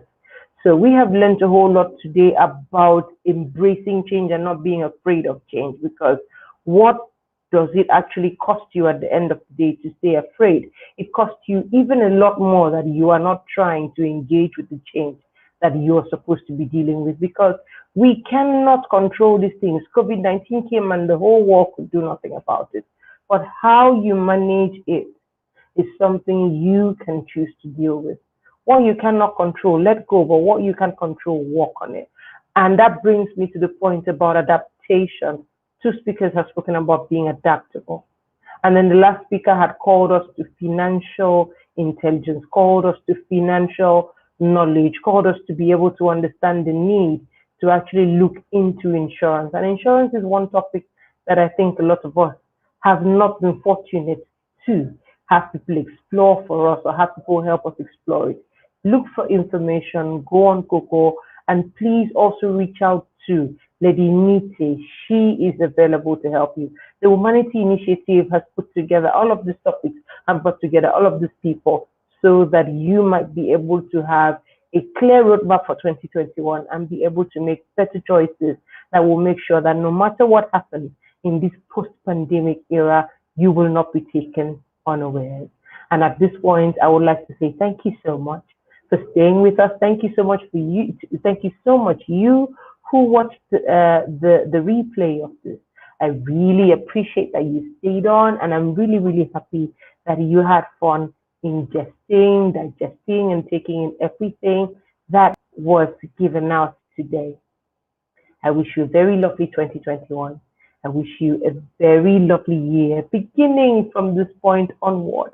I thank you so much for being here with us. And from the Humanity Initiative, we say thank you. God bless you. Take charge of your life and have a very lovely 2021.